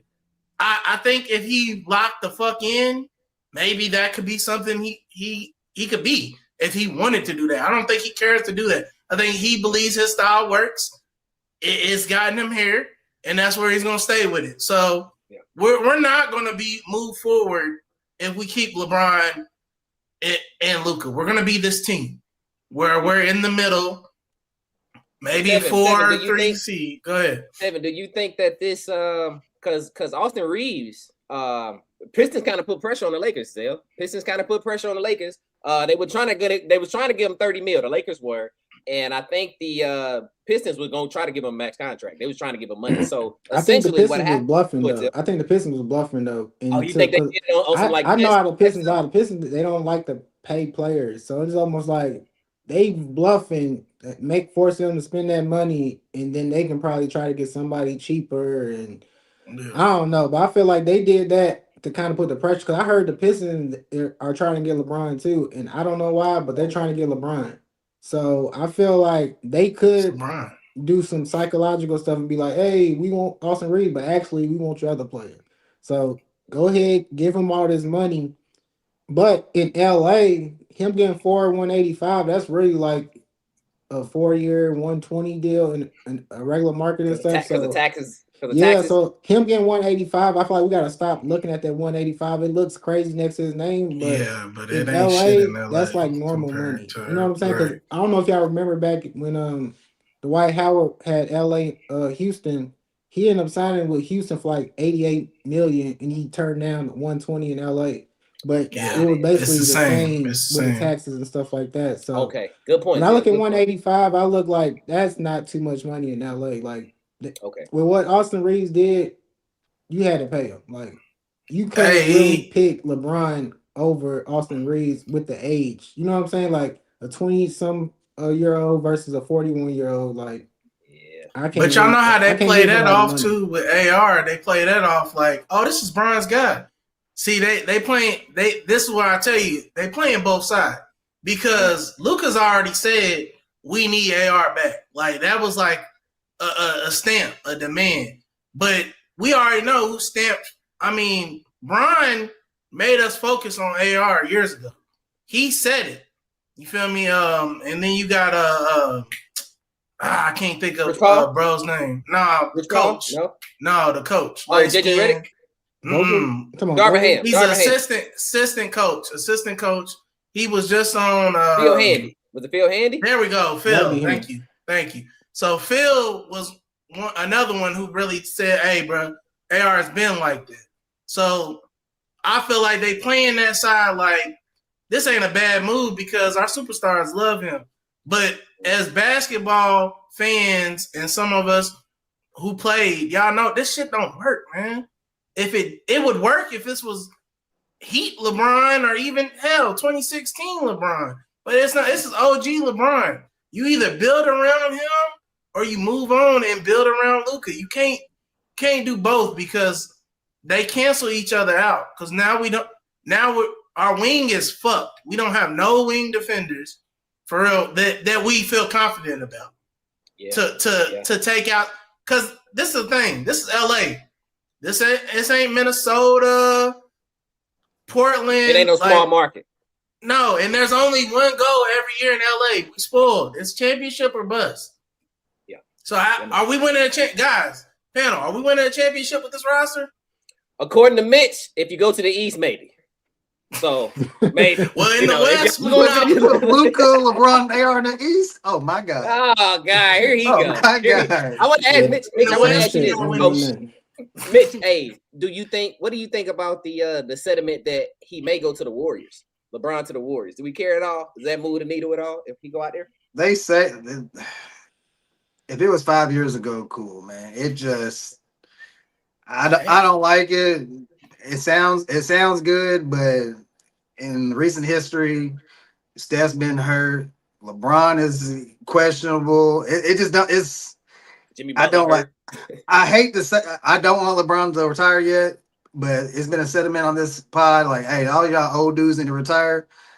I just like having these conversations. Like, I'm not saying LeBron needs to retire. I just don't go there. Go to a team you that just has. Say it, Mitch. Just say he should retire, Mitch. Say no, it. I just said I don't want him to retire. Oh, it's just I don't like the extended count. It's LeBron, so you're gonna. The media has to have LeBron talk. I just want him to go somewhere. When does LeBron retire, Mitch? When do you want LeBron to retire, Mitch? On his own terms. If he wants to retire now, cool. I'm not gonna force somebody to retire. Like LeBron just had a worse season. He probably had like 24 and 8 and 7. Yeah. Like that's true. I think that's exactly right. Now if he has a drastic fall off, like if he's in 18, that's a great season. All right, bro. Like, you're doing a lot. You might need to go ahead and let it go. He had 27 and 6, and they paying Jaylen during the Supermax contract with those numbers. As I'm saying, it's like it looks bad because you have to pay so much money. My bad, Zel. But in the whole he's not going to take. LeBron said, unless he just has wakes up one day and like I'm gonna have a change of heart. He's always said, I'm not taking a pay cut. Let the billionaires pay more money and get the luxury tax. He's always said it. So vet minimum, it's a very small chance. I don't think you know what, Mitch? To that point, I started to agree with that. Don't give billionaires pay cuts when I saw that James Dolan is not re-signing Mitchell Robinson and Landry Shamet. So I 100% agree because Jalen Brunson took that pay cut for them, won a championship, and you don't bring back the guy Mitchell Robinson who got clutch rebounds for us, who guarded Wemby, and Landry Shamet who hit a lot of clutch buckets. Mm-hmm. So for them to, in my mind, they look at it like a business. You feel what I'm saying? It is a business. And it is. And but to that point, that's why you don't get billionaires. Yeah, and I agree. So it sucks because you have what Jalen Brunson did, then you have like what people say Tom Brady did to win, but at the same time, you can win. You just got to pay a little bit more money because you still didn't come. It's not like it didn't come out in the red. It's just like the whole capitalism thing in general. They want to be in the green, way down in the green. Like they want to have. They don't want to be close to the red. So and no one, James, no, he's like, James Jones, like I'm the Knicks. It don't matter who we got. We sell out every game. It don't matter. And we just won the championship. Like I said, it's a business, and his business is top tier. So y'all look at the last 10 years until this year, the Knicks or the Cowboys, they ain't won shit, and they like 1 and 2 top franchises in the world. So they don't care. They don't care about. And I think James Dolan like thank you for winning a chip, so these motherfuckers can leave me alone for another. Get this off my back. That's where get this money off my back. You ain't wrong. Yeah. That's true. Hey, anything y'all got? Anything else on Bron? Anything else, Ted? You got anything on Bron? Where you think he gonna go, or prefer? I don't really care where he goes. He just needs to leave. I think that this is one of them situations where it's a toxic relationship that had lasted way too long, right? I feel like, the same way y'all saying that the Lakers is playing both sides, so is LeBron. LeBron is taking the fact that he's been the best player in the NBA for a long time and saying, hey, bro, y'all gonna have to make uncomfortable decisions. And now it kind of backfired on him, right? He vouched for a guy that took the bread that was gonna keep him in the first place. Y'all keep on saying, oh, he vouched for Austin Reeves. Austin Reeves kept doing what he needed to do, and they ended up taking that spot as the number 2 option. I mean, we talked about this all throughout the pod that we came to a conclusion that LeBron was the glorified third option, and he took the back seat. And what happened is it backfired on him. And what I'm saying is, I have a huge question mark on who AR is with just Luka. You look good with Bron, and you look good with Luka on the team at the same time. But if LeBron decides to walk away, I want to know who you are. I want to know, are you a product of them, or were you already somebody that was good? And maybe it's both. But what I'm saying is when Bron walks, he has so much control of the NBA and all these front offices because, like y'all are saying, the Knicks are going to sell out by default, but some of these other teams aren't, right? So I would go to the worst team possible at that time that's going to make my market jump and make their market jump at the same time. At the time when Bron decided to go to the Lakers, yes, the Lakers as a totality was a very, very, very nice franchise. It was a great organization, but they were not good. They were terrible, and he got a chip out of there. So what I'm saying is it's easy to just go to the bad teams, the good teams to be able to contend for a championship. But if I go to the bad teams, make them relevant for that year or two that I decide to be there, I get a lot of money on the outside. I get a lot of different contracts. I get a lot of different sponsorships. I mean, money is not a thing that he is looking for as far as a concern. But when you're a billionaire, you want to get more B's, right? You want to continue to get as much money as possible because 9 times out of 10, Bronny and Bryce are not going to pan out. So you be able to invest in your assets, which is yourself, as much as you can to make sure that everybody is good on the outside when it's all said and done. So that's what I think that he's going to do. Y'all said that y'all claiming about business. LeBron is the number 1 businessman. And somebody like Rich Paul as his agent is a number 1 agent to be able to maximize the bread. So if he going to fuck around, go to a team that we not even going to see on the radar, and everybody's going to be like, what, why, or when. But when it happens, it's because of that bread. True. Yeah. Fair enough, man. Fair enough. Did y'all want to talk Jaylen Brown? Jaylen Brown in this Celtics situation, man? Hey, so man, I'll tell you what, Jaylen Brown ain't making us look good by acting a damn fool out here. But I mean, a fool? You think he's been acting a fool, Tevin? I think to a certain extent. I mean, I'm just saying, like, I don't know. I can't tell a man what he's supposed to say and not say. You feel me? At the end of the day, like, if you feel that shit on your heart, if that's on your chest, let that shit off, right? But it's like I feel like he feeding into some of the bullshit that he don't gotta feed into, right? Like, cause I think, and me and you talked about it, E. I think why we like Jaylen too a lot is because I feel like throughout his whole career, he's kind of been shot on a little bit. Like he was brought in before Jason to be the franchise. They bring in Jason because they had I would say that that expectations because where he was took to Ted. Like I think he was brought in. yeah, he was drafted it before him. He was a high draft pick. But, you know, Jason came in. Jason did what he did. And the rest is history, right?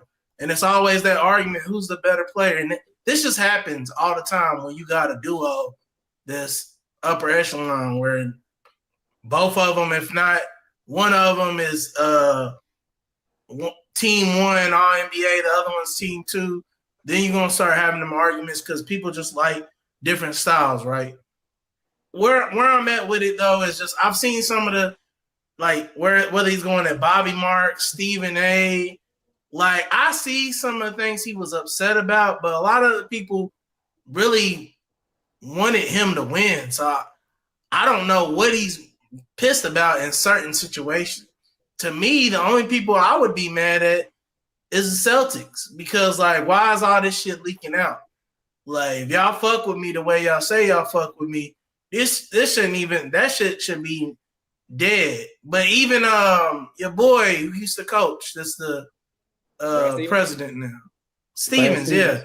The way he spend it sound like oh yeah, because like I think the day he said something about Jaylen, like we're good with Jaylen, then more rumors came out like that same day or like the next day. So I don't know, man. I think he should just lock in to him. Fuck all the bullshit, because he's gonna be himself anyway. Yeah.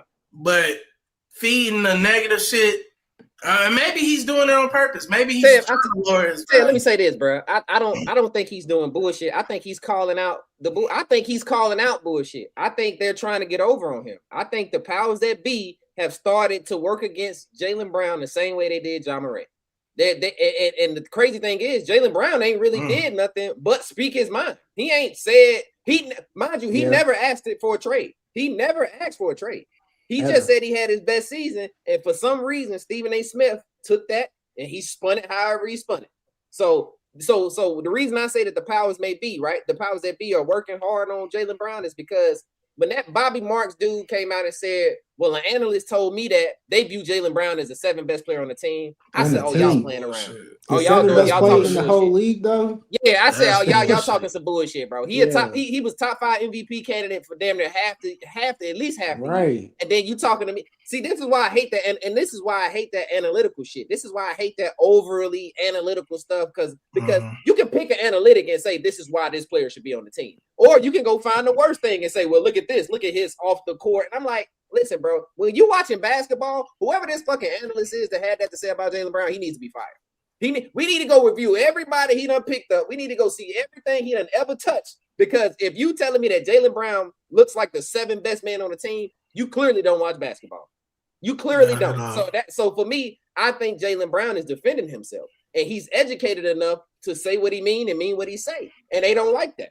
So for me, I don't think he's doing nothing out of. I think he happens to be a little bit smarter than they thought he was, and they was like, well, wait a minute. You feel me? So I think it'll be a mistake for now. With this being said, I think it'll be a mistake for them to trade Jaylen Brown, because wherever he goes, he's gonna be hell next season. If they trade him and he goes, he's gonna cause problems. He gonna have his best season again next year. You feel me? So, but that's how I feel. My bad. Hey, real quick, I was just gonna say, and it's Ted. As far as the Bobby Marks, that was bullshit. I think even as a media personality, I don't even think I don't care if I heard that. I wouldn't quote that unless I'm gonna say the name behind it.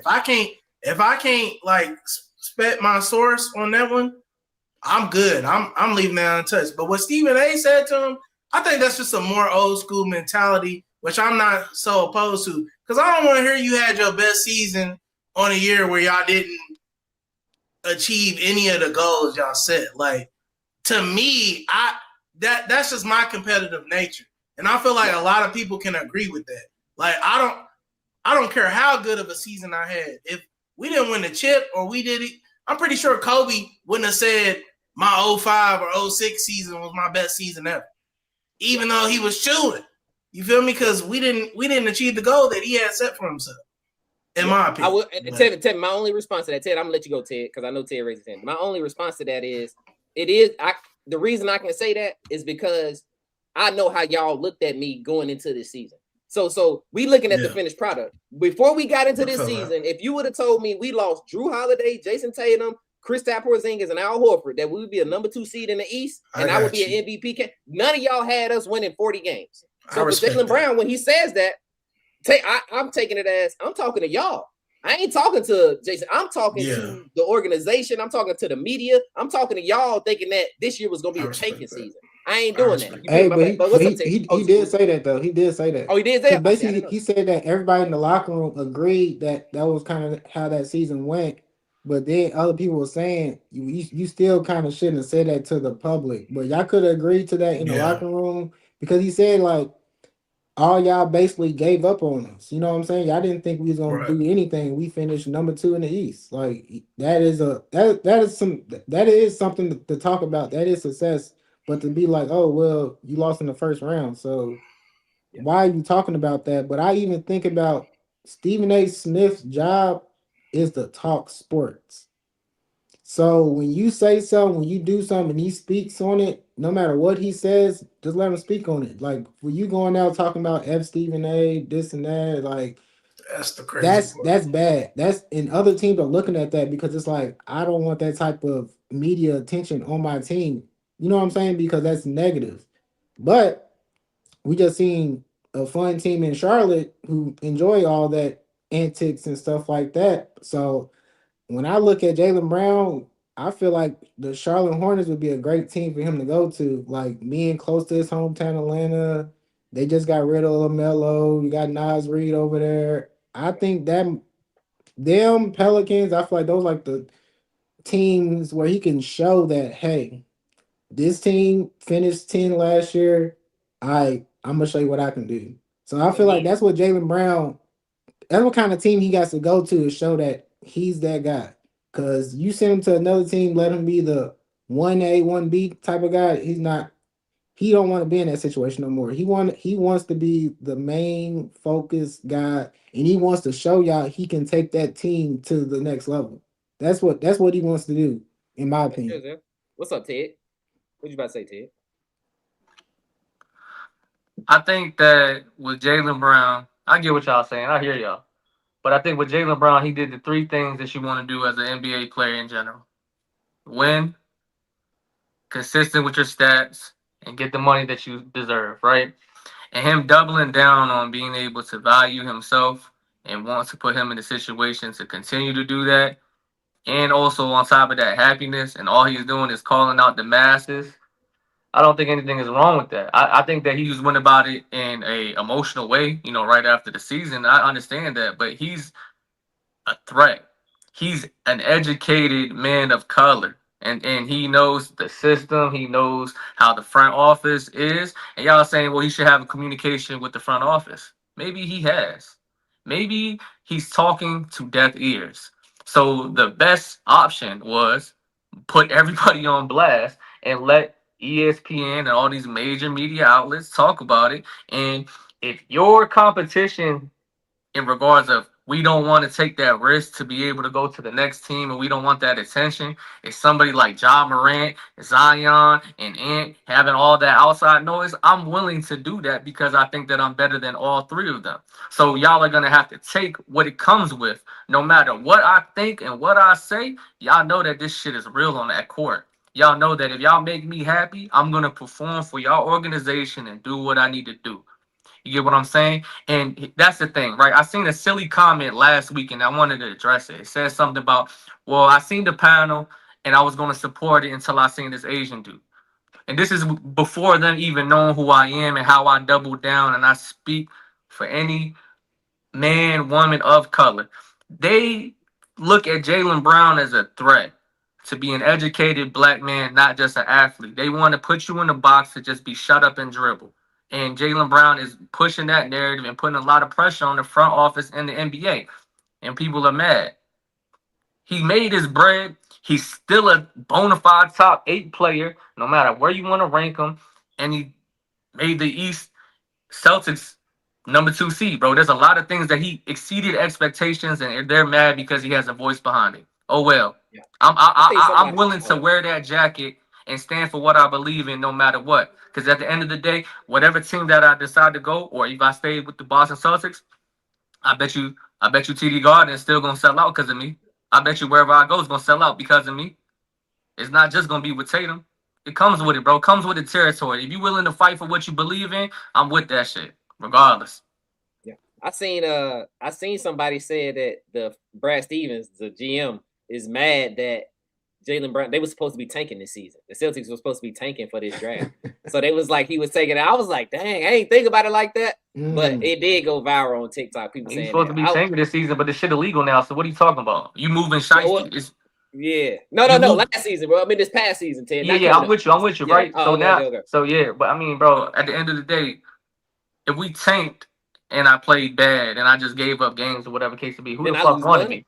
Who wanted me? That's you true losing too. money in yourself. I'm gonna invest in myself because at the end of the day, that same person that's saying, "Oh, I'm mad because I'm tanking," or we were supposed to be tanking and we ended up being good, is that person gonna take care of me? Because at the end of the day, I got him to the number 2 seed and I got you into the playoffs without Jason Tatum. And I bought y'all time in regards to the organization to have less pressure on Brad Stevens to make moves and win. Because at the end of the day, if they had a bad season and they went to go get whoever pick that they wanted to get and it still didn't work out and JB walks and they have a bad season, what was it for? Nothing. Yeah. Ricky says Jaylen Brown leave and go to Denver. It's gonna be a problem. If they trade him out there, that would be nice. I don't know who. What do you think? Mitch, what do you think? Mitch, what do you think the best fit for Jaylen Brown? Oh, just about Jaylen Brown. Real quick, I hear what y'all are saying about let your voice be heard. I agree. But at the end of the day, your check is signed by somebody and it's a business and there's a brand, and no matter who you are and what sport you play, when has having a voice worked out for the player? It worked out for Tom Brady. Did he have a voice? Did he? Did he say? Yeah, he had a voice. It worked out for Patrick Mahomes having a voice. You know what I mean? Like, you just speak out. No. A voice like what Jaylen Brown's doing and how the Kyrie situation, I don't think it's the same thing. Okay. Yeah, no, I didn't say what you mean by that, Mitch. When you say have a voice, what do you mean? You're going against the machine. Like say that he's going, say what y'all was talking about. Oh, the Celtics, they wanted this way, this and this. Well, the organization wants this. You're no disrespect. You're not bigger than the organization. No matter who you know, there's a few players that could probably say that. But hell, even LeBron. Now, granted, LeBron's later in his career. We're all talking about, hey, LeBron, we don't know what he's gonna do. They don't even want to do this. So no matter what, I'm with Jaylen Brown. I want you to do that. I'm with Kyrie, but it never has worked in the player's favor. And even with them saying the tanking thing, in the NFL, the Dolphins, they wanted them boys to lose. And the head coach is like, nah, that's not how I'm built. And they won, and what they do? Fired his ass. See you. So, like, I get it. The brand is the brand, and the organization is the organization. It comes with the territory. And even that being said, there is a way that you could do it and be, I guess, prototypical professional guy. Going on your platform saying F Stephen A. Smith is not the best way. You say, man, I'll rock with Stephen A. Smith. But to say it that way is kind of crazy. Especially think what you want about Stephen A. Smith when it comes to sports commentators. And that Stephen A. he's a top guy. Number one. Love him or hate him, he's up there. He has ESPN by the balls. He can do whatever he wants. Fire people, get people brought in. He can do whatever. So it's just it sucks to say you have to walk you have to play the game. You have to play the game. It sucks, but at the end of the day, they paying you $200 million, and in their sense, they're like, yo, I gave you $200 million. What you got to complain about? And that's how. And see, bro, that it sucks. It sucks. But you're right. I hear what you're saying. And it goes back to a lot too. Hold on, look. Ricky in the comments said ever since LeBron got in the league, it has worked. He talking about being vocal. I think it's worked for LeBron though. I think LeBron did. And he also got some criticism too. He got a lot of criticism. NBA union. Ricky says NBA they're union the one not that gonna play with them owners. That's why they getting paid all this money. Wasn't LeBron the guy that they said shut up and dribble about? Yeah, and that's what I brought it up. That's what started to shut up and dribble.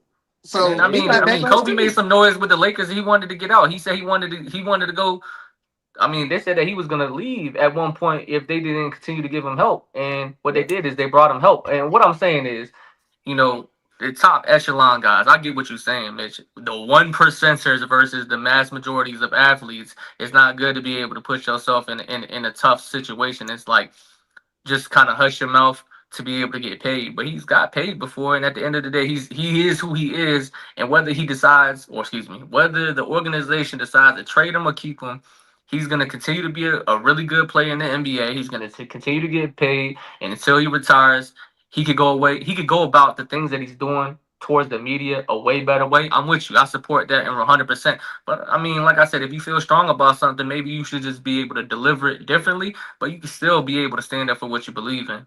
Oh, no, I think this too. Why don't we give Stephen A. Smith some criticism? Right? Why don't we give him some criticism? Because I don't remember analysts and commentators having this much of a voice, man. I remember I grew up on Stuart Scott, Scott Van Pelt, all these guys, and the entertainment was just as good. I cared just as much about watching sports as hearing what's my guy Boomer that played football, Chris Boomer. Was that Chris Boomer? Woo, yeah, him. Yeah, I had just as much fun watching those guys as anybody. So my thing is, Stephen A. Smith, why are you, if you represent us, and when I say us, I mean black people, why are you putting Jaylen Brown in a position to where he has to defend himself? Because we can say what we want, but why do you think you can talk to me the way that you talking to me?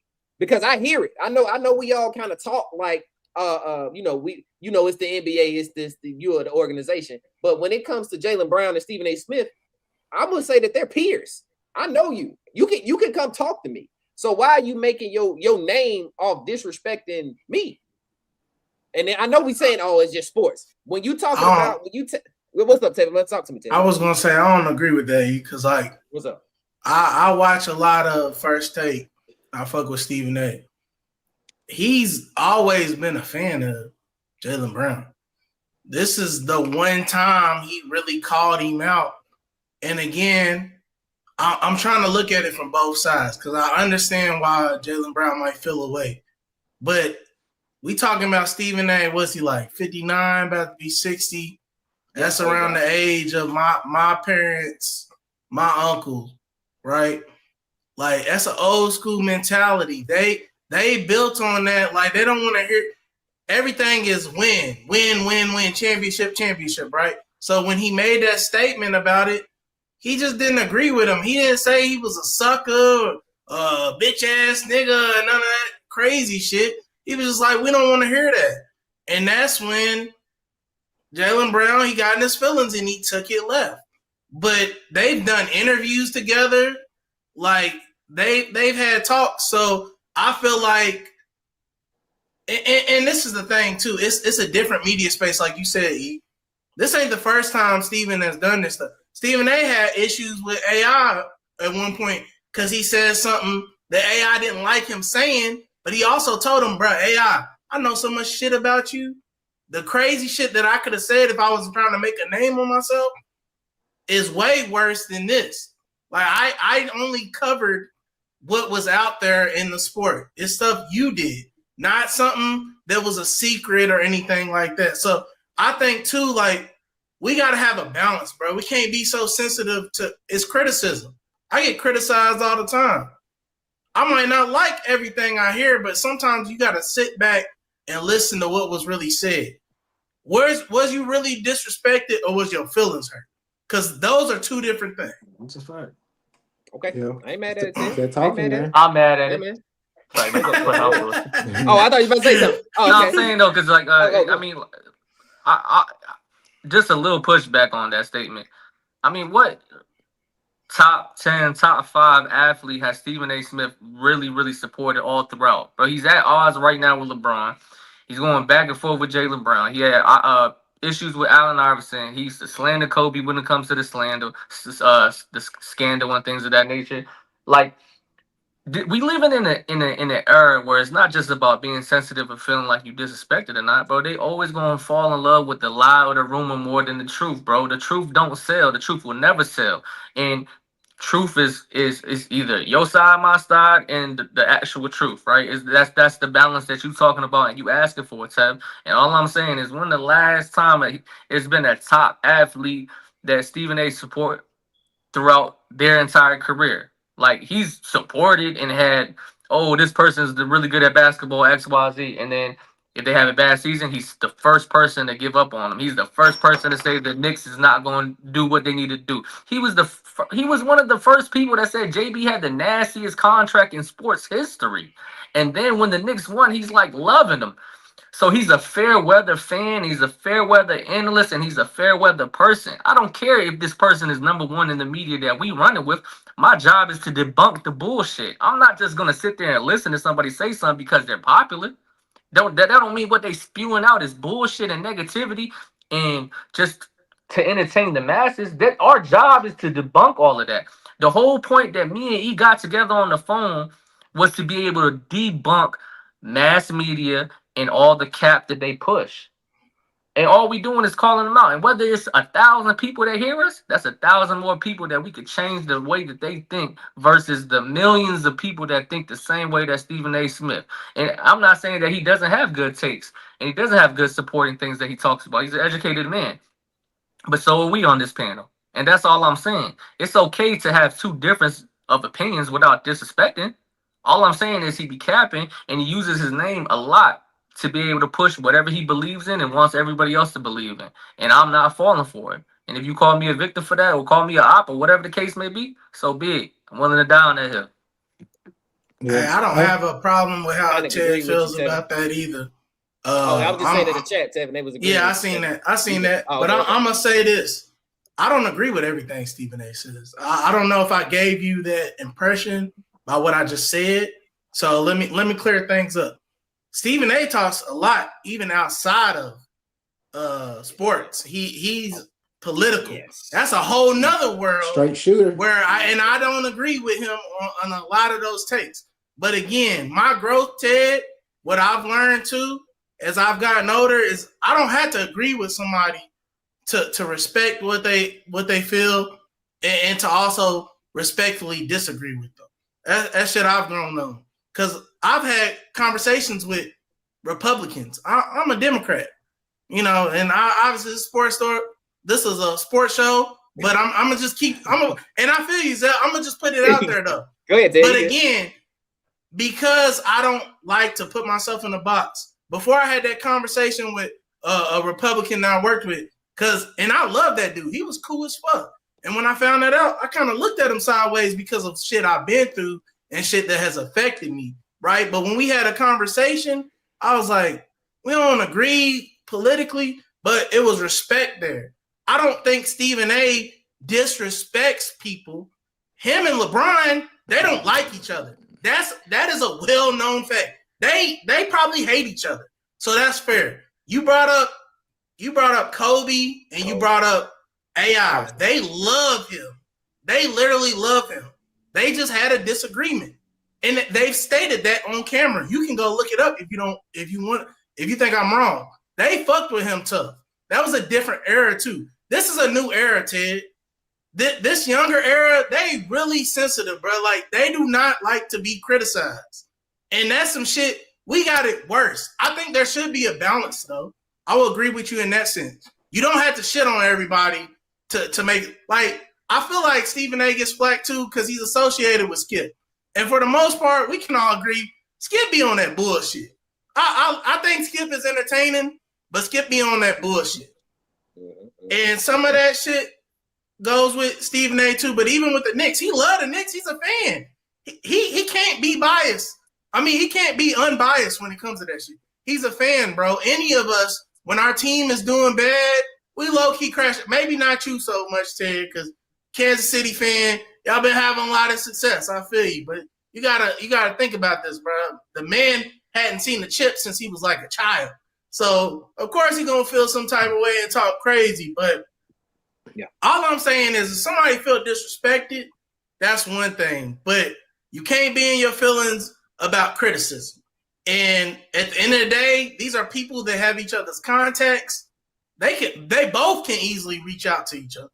I mean, that's there's cool, no issue. I get it, but then that's What's the up? same way. Like I'm gonna give you a perfect example. I'm hearing you, and I agree with you. So in regards to criticism is necessary when it comes to you being in a competitive area, which is sports, right? But the same Right. way you're saying all these people have contacts with each other, but just like when somebody dies from our area, you got their contacts, but what do? You get on that Facebook post and say, "Rest in peace, my homeboy." Da da da. I was just talking to you. If you was just talking to them, you knew. That's what I'm saying. They want. It's not about just how you feel and what the communication, what the message is. It's who you want to see that message. You want people to know that you knew this person, even though you already know. You don't need no validation. Hey, yada yada was my man's from back in the day, da da da da. But you want to make a post about it. That's how people grieve. The same way that they push media narratives, the same way that they push takes.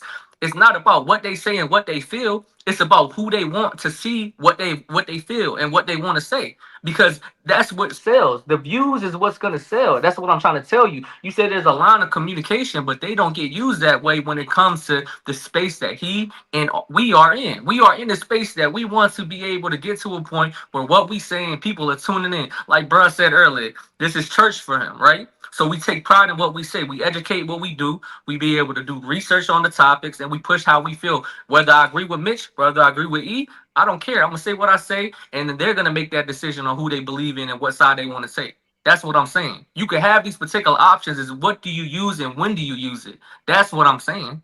You think that Stephen A. Smith called Jaylen Brown before Jaylen Brown said "fuck Stephen A. Smith"? We don't know. That's the point that I'm saying. So if he didn't, fuck Jaylen Brown. I mean, excuse me, fuck Stephen A. Smith. Yeah, If he I did, got you. if Yeah. you know what I mean, I must. If he didn't come out there and reach out to me, and I'm looking at TV while I'm eating breakfast, I'm like, damn, what's up with bruh? He didn't even come holler at me before he said this take, and he was trashing on me. And then I'm gonna just be like, damn, ain't won't no conversation being had. You truly feel like that take was trashing though? That's Because crazy. I'm not no, saying I'm that just the asking. I'm just Hey, I got something asking. to say, man. Go Go ahead, Yeah, ahead. let's Zell. go. Nah, I just feel like the main problem with Stephen A is taking your platform off of ESPN to say more. Like when you go to your podcast, you go to your Twitter, like when you go and you start to say what you how you really feel, and it's you know what I'm saying, like you say straight shooter, like hey, you can use any type of language you want to use. And even with the whole like for me personally, I completely lost like all the respect. I ain't gonna say all the respect, but I lost a lot of respect for him the moment he went on that LeBron hating tour. Like when he started going on every like talk, like he went on every show just to Went on tour. talk about LeBron. And he was like, yeah, if he was in my face, I would have did this. That's disrespect, bro. Like the stuff you saying is not basketball. What are we talking about? This ain't basketball. You talking about like, oh, he's this, he's that. Like, keep it basketball. Keep it basketball. Even with Skip. Skip is a Spurs fan. And he's like the Spurs hate at that too. So it's like he's not being biased. He's talking like, and on top of that, he's not being disrespectful. Like he showing body bags and this and that. But it's like at a lot of time we look at Stephen A. Smith's a black man, so we want him to defend our black athletes. So when he goes out there and talks down on these athletes, which we know most are black athletes anyways, but it's like when they do that, people are disappointed. They be like, "Oh, I thought you was our guy. I thought you was supposed to do this, do that." But it's like you talking down on the number one guy, LeBron James, and this is like how can we be on your side when you talking crazy and it has nothing to do with basketball? We are talking about man to man stuff now. If you talking about putting your hands on me, this is not about basketball.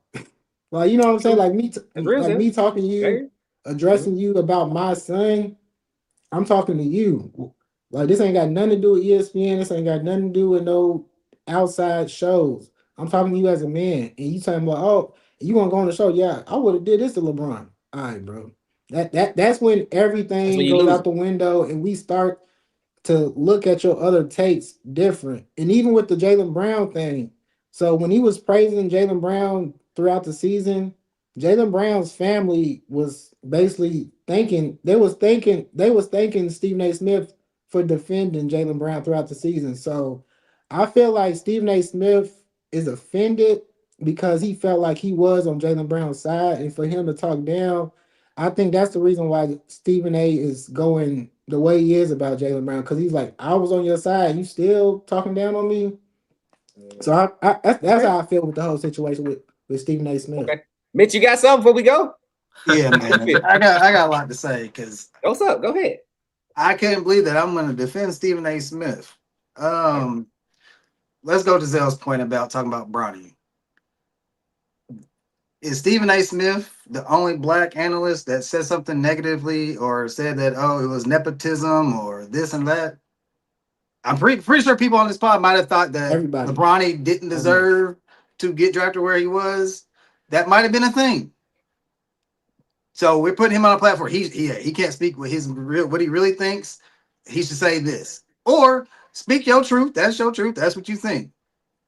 LeBron, your son, with that situation, if he never would have said, I think my son could be on this amount of teams in the NBA, maybe he wouldn't get scrutinized the way that Stephen A. Smith did. Because LeBron came out, he wasn't asked. That's the question. I think he just gave out the information. Yeah, my son definitely could play on this amount of teams in the NBA.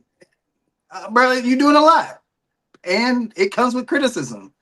LeBron, as much you said have a phone call, I'm pretty sure LeBron can get in contact with Stephen A. Smith and handle that on the phone. But he wanted to do it courtside at a game and run up on him. He didn't have to do it that way. LeBron knew what he was doing. And in Stephen A's defense, I'm pretty sure anybody on this pod, if anybody confronts you like that physically, you're gonna be like, no, I'm not gonna do anything. I'm just gonna put my hands in my pocket and let somebody push up on me. No, you're probably gonna say, I'm gonna defend myself, which what Stephen A. Smith said. Would he probably get his ass beat? Yes. But he also is a man that's gonna say, I'm going to defend myself no matter who it is. That point, cool. Move on to the Jaylen Brown thing. I'm pretty sure people on this pod said they did not like what Jaylen Brown said. Simple as that. Did you like it or did you not like it? A lot of people said they did not like it. From a star athlete, you don't want to hear that, especially when your team didn't go far in the playoffs. Stephen A. Smith just voiced that. He didn't like it. That's simple. He didn't like that. He's in the mindset of Kobe and Michael Jordan. Do y'all think Kobe or Michael Jordan would have said some shit like that? After, as much as they love winning, and winning is the end goal, to somebody to say that? No, he didn't say nothing crazy disrespectful. He didn't say LeBron. He didn't say, "Oh, Jaylen Brown's terrible." He just said, "Yeah, man, that's not a good look."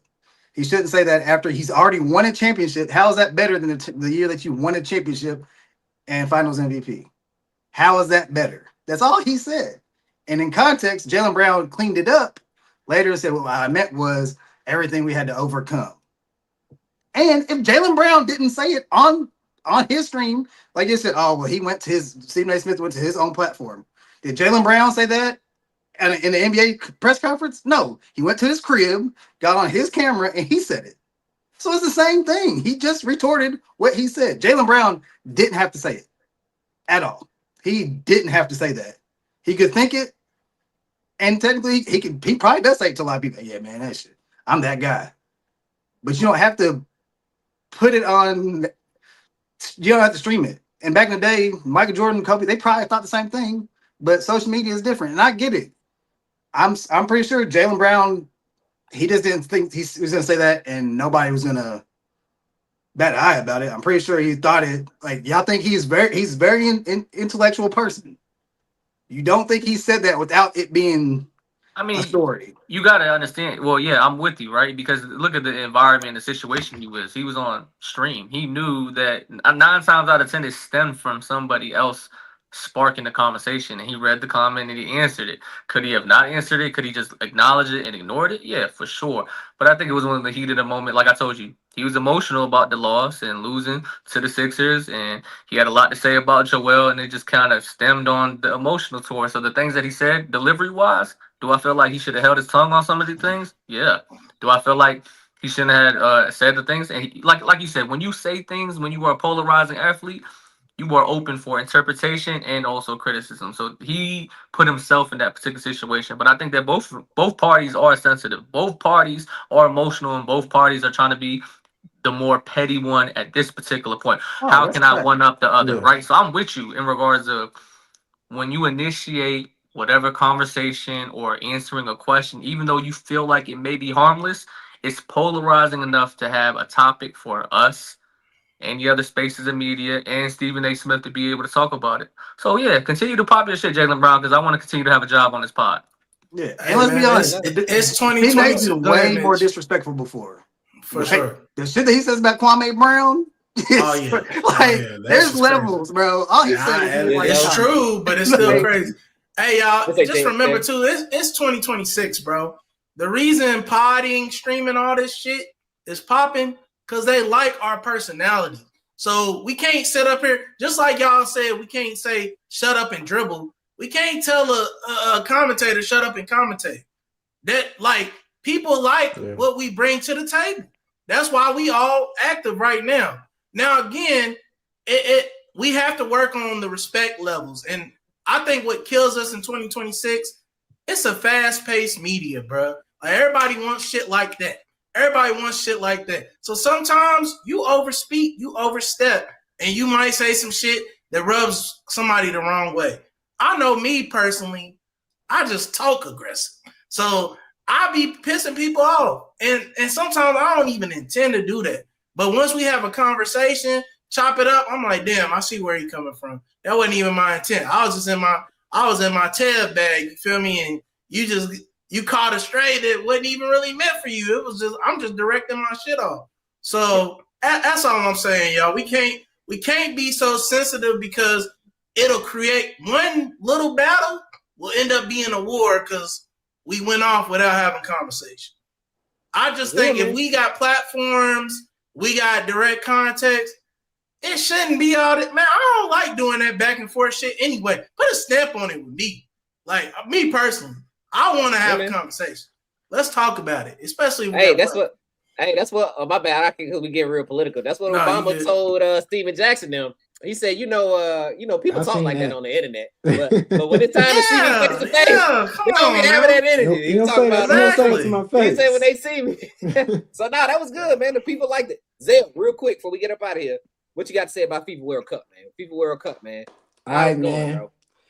World Cup 32 round is here. The knockout games start today, man. You know what I'm saying? All I gotta say is Ronaldo, he getting old out here, man. He making me look bad, man. They clowning me on TikTok and stuff, man. You know what I'm saying? Messi leading the goals in the whole World Cup right now with 7 and stuff. So I'm just like, you know what I'm saying? Yeah. He who the favorite? Who the favorite to win? What'd you say? No, I said who the favorite. I want to say Argentina is that favorite. Me personally, I got France. I think France is like, for the people who don't watch soccer, France is basically like the USA basketball team. So it's like all their players, like they have the top. I don't know if people know Vinny Jr. Vinny plays for Brazil. So Brazil, they're like a top team, and it's like Brazil, France, Argentina, England. They got a good team. Harry Kane, he just broke the England record and stuff for most goals, and Dembele for France, he just had a hat trick in the last game of France, and so what about Zel? What about Germany and Spain? They ain't looking no good this year.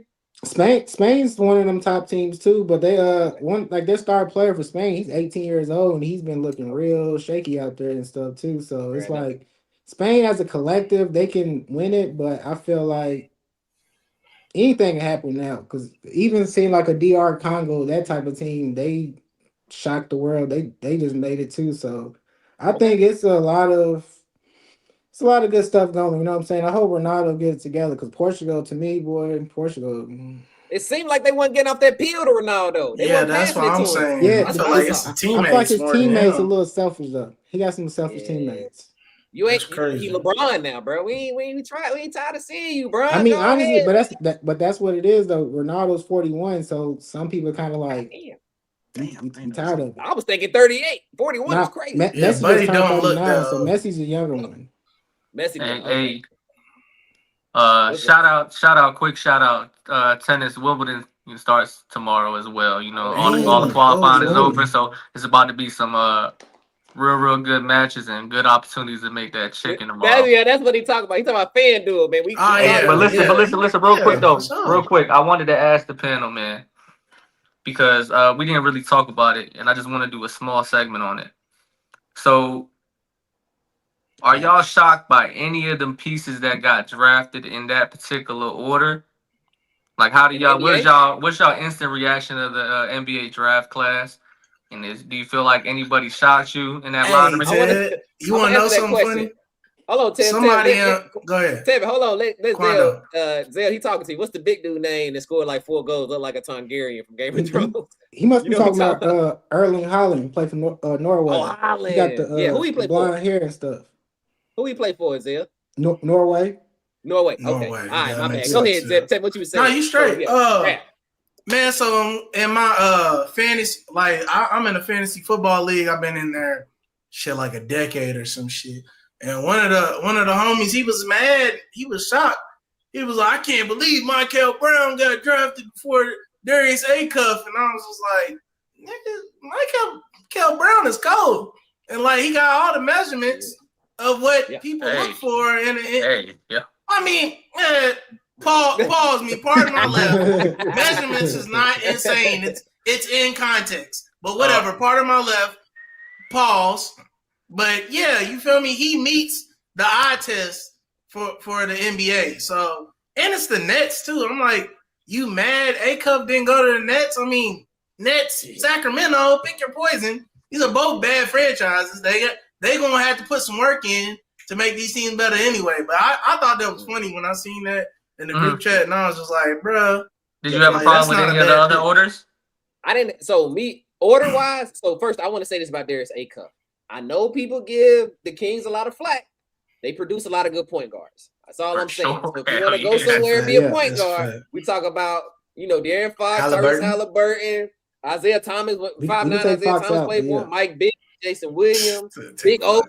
They got. So I'm just saying, for a guy, if you want somebody to go out there and do their thing. Look. Kwani said Detroit got that one guard from the SEC that was a steal. Oh, I thought he was talking about Ibuka. Are you talking about Stanford, Kwani? Because that's the guard they got.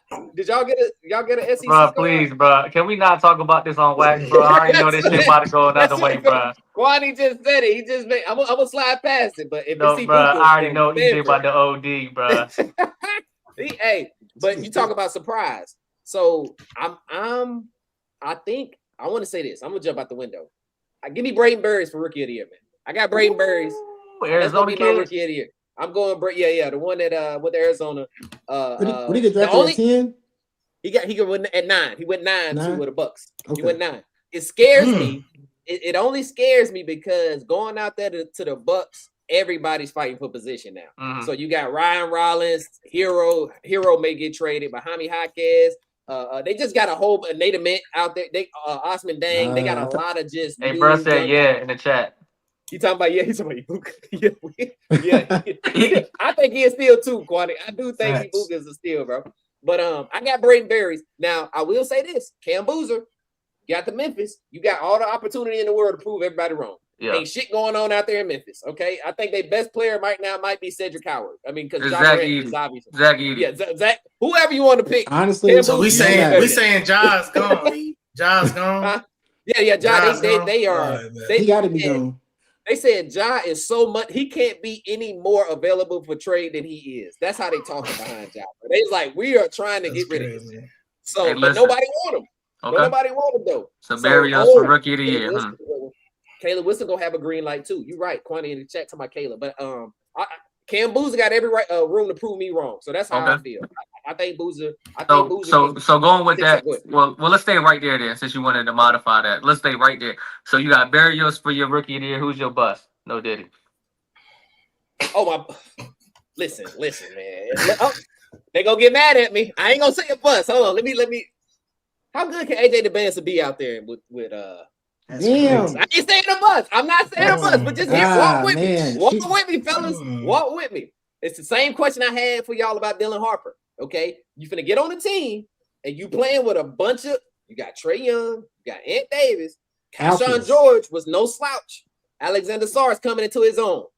They got 4 guys and Trey Johnson if you want to throw him in there, but they got 4 guys. Don't throw Trey Johnson in there. I'm not gonna throw. I'm just saying how much. What he gonna do? Who's taking the back seat to AJ? I'm just asking. Nobody. That's why instead of you getting 3, you got the number 4, and then you try to have that political answer. No, that's because Trae Young said, "Fuck out of here." Get out of here. Yeah. So I don't. Come on now. Listen. My name is bro, Trey. I'm just saying. Hold on. Talk to me, Mitch. Let's be honest.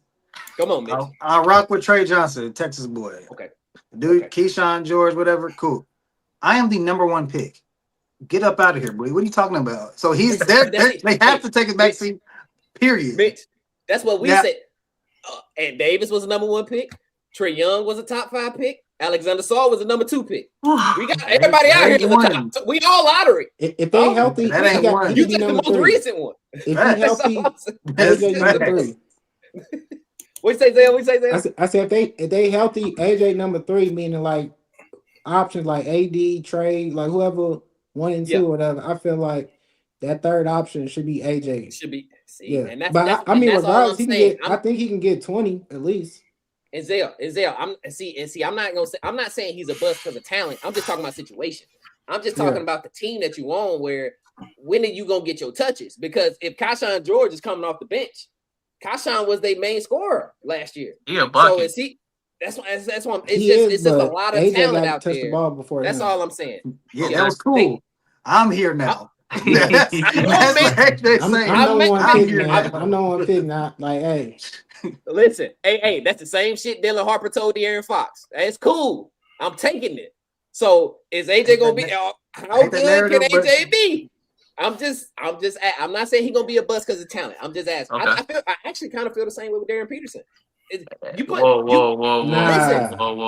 Fellas, there's too many people on these teams. Somebody got to shine through. Yeah, they do got to make some Larry Marketing, JJJ, Ace Bailey. I'm not everybody. We all in here trying to earn a spot, bro. I don't care that you get. We all high draft picks, and I'm the man now. So like that's all. I'm just saying. It look good. I'm just. I got one as a competitor, Zell. I don't think you better than me. That's what I'm saying. But I'm just saying, if the politics are what they say are in the NBA, like from Jeff Teague's standpoint and stuff like that, they gonna already know what need to be done like before the season even starts. They gonna walk into that office and like, hey, you got this amount of shots. If you go 1 over, you already know what's gonna happen. So I feel like they gonna cut all that stuff so there ain't gonna be no confusion because in Washington everybody's young. You know what I'm saying? That's almost like a Pistons team, like a young Pistons team, where it's like everybody's young. Go score. Whoever's the best scorer, that's the guy we're gonna go to. You know what I'm saying? Like, but AD and Trae Young are not young in NBA years. No, that's why I said AD should be number 3 after that. They are. But fight for the spot. That's what I'm with you. Fight for the spot. Go earn your keep. I don't give a fuck about who you are and things of that nature. I seen Anthony Bennett as a number 1 fucking option, bro. Like going into the draft. That shit lasted 10 games. But they seen it, and I'm not saying fucking AJ and Anthony Bennett are the same. So I'm not. I ain't saying they are. No, I'm not. I'm not saying that, Mitch. So don't have a heart attack because I do rock with AJ. When you hear the pause, you hear the word bust in sports. Man, I know. Yeah, and we talked about Kwame Brown earlier. Can I give you my real? I'll go finish it.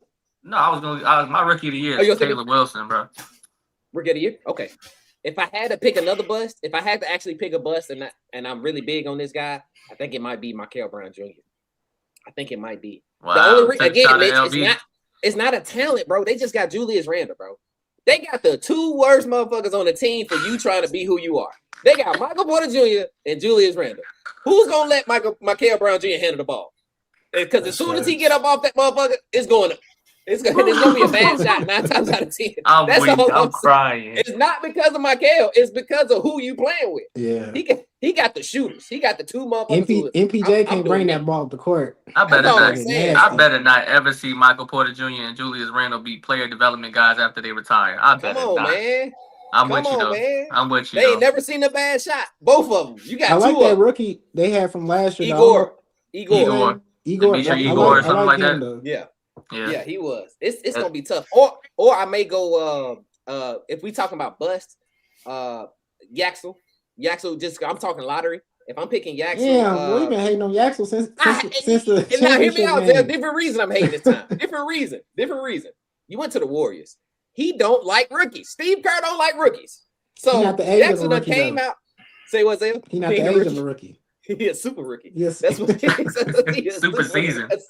Super season. The only reason I say them is because he been talking and he was like, he came out and said, Steve Kerr don't normally play rookies, but looking at the team this year, I think I got a good chance at starting. And I'm like, nigga, why would you say that? Yeah, have you not heard? He talking too much. You talking too much. Read the room, brother. Hey, that's funny as hell. That's the only reason, man. Most of the people I got being a bust is really because of situation. It's not. Right. It's not a talent thing. Well, watch this. Watch this. Yeah. Zel, who you have is your rookie of the year? Not rookie of the year. Mm-hmm. Yeah. I ain't gonna lie. I like Caleb Wilson. I like Caleb Wilson. I just you know what I'm saying. Seeing how how's college season ended. I think he got a lot to improve. Revenge tour. Revenge tour. Oh yeah, definitely. He said, hey, Caleb Wilson said it too, though. He said, "Hey, I'm gonna show y'all why I'm better than the first three guys." He got smoked for all those guys. All three of them. What you got, Mitch? Yeah. Who you got? Oh man, Put the rookie of the year on wax, my boy. We ain't getting no outs. Man, talk to me, B. Since a lot of people hated on him, not feeling too confident in this, but teams gonna be trash, and East gonna have a lot of opportunity. Cam Boozer, man. Ooh. One thing that sucks is winning might have to come into play. Yeah. They probably ain't gonna win a lot of games. So I like that pick though. I cannot lie. It's just I hate their team because he's the favorite. He's the favorite now on the odds. Okay. On the bet odds. All right, Tevin. What you got? Is the King? Are the Kings still gonna have Westbrook? Mark Westbrook should be there. I hope not. DeRozan will still be there. DeRozan is on the trade block. They trying to get rid of DeMar, but they trying to get rid of DeMar. They just brought his name up. They trying to move off of him. Okay. So you got all right. So this is how I feel. Or goddamn. If because my bad. If Darius is gonna be the main guy, I'd say him. But if not, I'm gonna go with Mitch and say Cam. I just feel like that's the best situation to be, Roy, because there's a lot of great players, but even like with AJ, I don't know where he fits, so it's hard for me to. I feel like he's probably the betting favorite right now. No, he's not. Cam Boozer is. Cam is. Yeah. That's what's up. Where they have AJ?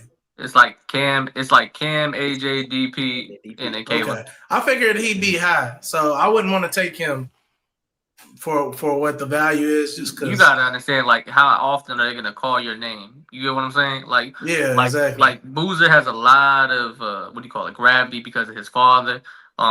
He did a lot. I think that he has one of the most disrespected college years ever.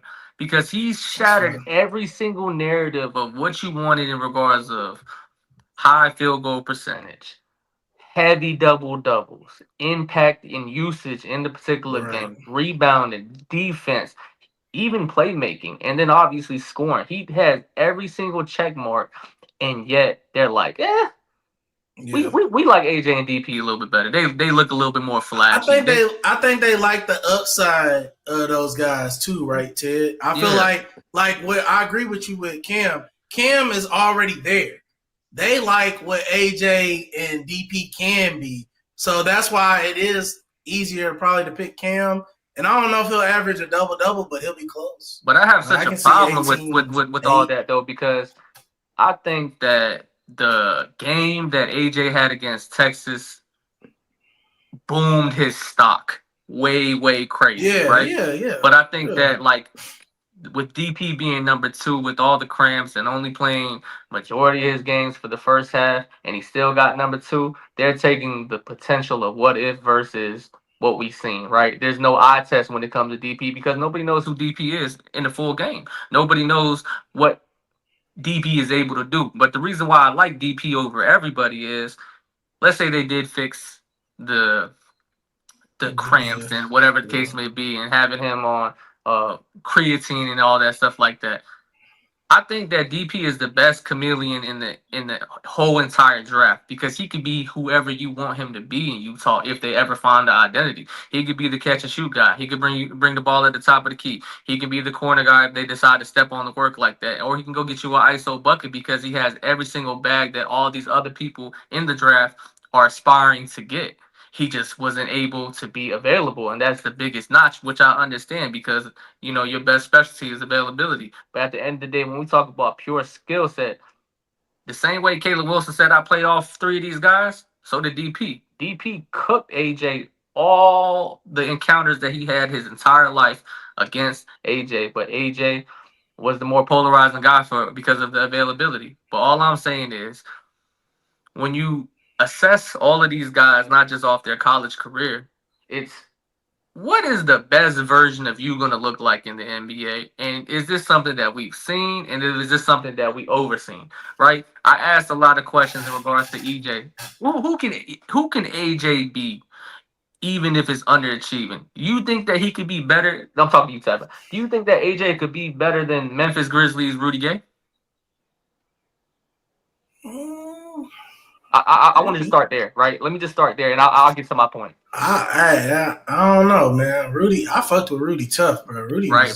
Rudy but this is a name that we talk in the barbershop, and we never bring up how cold Rudy was until I ask y'all how cold Rudy was, and then we say, Rudy was tough, just like Brandon Roy, right? They are all the people that have the skill sets, but they don't get that love. So this dude being the number one option, how much better is AJ DeBancer than Brandon Miller coming out of Alabama a couple years ago? I don't know if he's better. I think Brandon Miller coming out of Alabama was. But you get what I'm saying? Honestly, I think he was a little slept on. Right. So right now, right? So him being as good of a number one pick that he was, a prospect. We talking prospect and potential, and then also what it is right now. Is Brandon Miller a top 20 player to you? I don't know if I can give him top 20 just because of that. I ain't got him at 20. That's my point, right? So just because you get drafted high doesn't mean that you meet the expectations no matter what. A lot of these number ones, I mean, look at what Zion doing. Zion is a fucking nut. You know what I'm saying? Like, there's a lot of players that get drafted at the high draw. They go into positions where they go into scenarios of teams where there's just them. All I want you to do is ball out and figure it out. Some people, no matter how good they are, they just don't figure it out. And I don't think that this motherfucker is going to figure it out. I don't think so. So you got AJ being a bust? Is that what you saying? Fuck it. Go ahead. Yeah. Fuck it. Okay. I didn't know where we was going. Okay. And I think that, and so off of that pivot, I don't think that AJ will be who people think he is. And I think that Caleb Wilson will be the player that they think that AJ is going to be. I think that Caleb Wilson had an unfortunate series of events getting back-to-back injuries, but we all seen when he played these top-tier teams that he was out there giving crazy buckets to Duke. He was fucking up BYU. He was doing everything he needed to do in college. He just got hurt. So as long as that boy stay healthy, he got the correct mentality. He has the body to be real successful in the NBA in regards of athletic, plays defense, can jump above the rim. Like, yeah. I got Caleb being a better player. Nobody didn't pause him just now. That's what I'm saying. Because body worse than measurements. Nobody paused him. That's worse than measurements. Yep. I think didn't say nothing about. I didn't say nothing about measurements like you did, and I didn't say nothing about playing with balls like you did. Hold on. Are measurements not a part of draft protocol? Is ball handling not a part of it? That's literally ball handling. Listen, ball handling is crazy. If you go to 2K and look up ball handling, it's a line right there. Yeah, it is. But you can't say it like now that. Now that you bring that up, measurements is not. But now that they bring up ball handling being something on 2K as a level of skill, they need to pause that. That was the thing. Pause right there. Now this shit getting bad. So we can just go ahead. Hey, listen, what I'm gonna do, I appreciate everybody talking about everything, anybody that's watching, anybody that's rocking with ELAB Podcast, make sure that you continue to like, comment, subscribe, all things on all platforms. Apple Podcasts, Spotify, what you in the pod? TikTok. That was crazy. He's getting bad, bro. It's like pod after dark. He said out the mud. He said out the mud after that. No, I'm playing. Hold on, Ted. We got more? I have two questions. All right, go ahead, Mitch. They're quick. Did y'all like how the Spurs handled the draft? If everything cool. everybody plays out, be healthy. Because honestly, if JQ can get healthy, that's a dope pick. That Kentucky guy, Jayden. That's what I'm saying. He's a big sleeve under cargo shorts was insane. He's not even a Kentucky guy for real. That's what I said too. I said his name. Yeah, it was kind of bad. I think is that a Kentucky guy? Weird. Can we claim him? Yeah, y'all can. I think we can claim Ennis more than we can claim. No. Hey, I want to shout out another former Kentucky guy too. Like, yeah, I'm just saying because they got Quaytons, they got Tyrese Reed, and Malik Brown from Duke, who was like an undersized forward that played defense in the second round. Now, granted, it's a second round player, but it fits the mold of what they were looking for. I feel like they did. Yeah, they got depth for sure. Get strip club boy the fuck up out of that roster, Luke Cornett. You were out of there immediately. Send him to Atlanta. But I think that they addressed with quick go overseas. Drafting Reed was important because you got a person that's willing to be a bruiser, athletic as hell, Mitch Robinson type of guy that's gonna get on every offensive board. He's gonna defend, he's gonna shot block, and it's less assignment for you wanting me to do all that crazy shit to be able to try to cover the entire floor. Now he can just kind of, not have to worry about doing so much and having help. But that's only if everything pans out the way that it should. I do love Reed. He was balling. He was very underrated. He didn't get a lot of draw like he should have. So I do love what the Spurs did, though, bro. Okay, I like what they did. I think they really kind of needed I would have preferred a 4. Like, are they going to play Terrence Reed and Wemby at the same time? Why not? That's my question. Why not? Because they we already said it when he plays like a guard, so I know, but they could have did it with Luke Cornett and they didn't do it. So are you going to continue to be okay with Vassell and fucking Keldon Johnson guarding the 4 getting cooked? Or are you going to put a big body that's in why there? I'm saying they should have got a 4 is what I'm saying. I don't know. I think if you coming in, I need to see how Terrence Reed guards. That's what I'm saying. Okay. Is he a Mitchell Robinson type of center? Like what is? I'm not gonna say as good as a defender as Mitchell Robinson. I'm saying he has the blueprint to be able to be like that. I mean, we don't say anything about Chet and Isaiah both being 5s being in OKC. Chet and Isaiah. Oh no, I'm fine with it. I was thinking more from a standpoint of how they played in the finals because Terrence Reed, can he guard Karl Anthony Towns? That was kind of like that's what I'm gonna say maybe at best. And then how does he guard the pick and roll? Because that's why he move his puppies. He moves solo ball. Okay, I don't know. That's why I'm asking. UConn, but that's the point because UConn played a lot of drop coverage. That's why they were so successful in the tournament. Like, he was moving his puppies and they were switching everything. I mean, like they didn't have any household names to be like, oh, this guy is this. Like he was the anchor. Like I like Reed for that particular franchise, or UConn. But we'll see. I got you. Okay. What's up, Mitch? What's your last question is, I know how we talked about people are gassing up this draft, saying it's going to be better than this draft, that draft, and everything. My question is, yes, it's not good when you have, like, normally you say this draft is great. It's normally like 4 or 5 guys that you talk about. It's not like the totality of the draft. Is it that we just watched more college basketball than before, or does this draft have a lot of names? Because even if you go in the second round, it has a lot of names. I'm like, dang, I know previous drafts, you get this dude out of this country, never heard of him. This school, you never heard of the guy. But you go to this draft, they got people in the second round. I'm like, damn, this dude is in the second round? And second round players are like probably not going to make the team type players. A lot of the times. They're not, first of all, they don't have guaranteed contracts. Like, Malik Thomas being in the second round, I was high on him. I thought the Cavs should pick him up. So I'm like Thomas. I agree, Mitch. I agree. There's a lot of players in the second round. Like, hey, I know these guys. Like they have potential to be a decent, role players on it. Now, granted, not get them to be starters, but decent role players. I feel like this draft has a lot of good role players that could be in the next 5 years or something. Now, granted, that's not saying that this draft is good because they don't have the marquee names, but I feel like this draft has a lot of good role players that can, championship-worthy teams. It can be successful for them. I feel you. So wait, Mitch. What was the question? Do we think this draft is gonna be good? What was it? Is it gonna be good in terms of not? We're gonna look back and be like, man, they had a lot of good players, not a lot of like crazy great players. I see what you're saying. So it's gonna be like a depth thing. Like they got a lot of. I got you. Maybe a couple all-star. I think it has the potential. I think you had the potential to have both. Depending on how those lottery picks pan out, because as much as I'm talking about AJ and DP, right? They can also be top 10 players in the NBA in like 5 years. They all they do have that talent to be that good. The only problem I have with them touting this class so high. Well, let me go back to this. I do agree with you. You said part of the reason that we have this draft class so high is just because we watch so much more college basketball. I do think, as a guy who don't really watch a lot of college basketball, every night I felt like there was a game on TV that I could watch with names on there.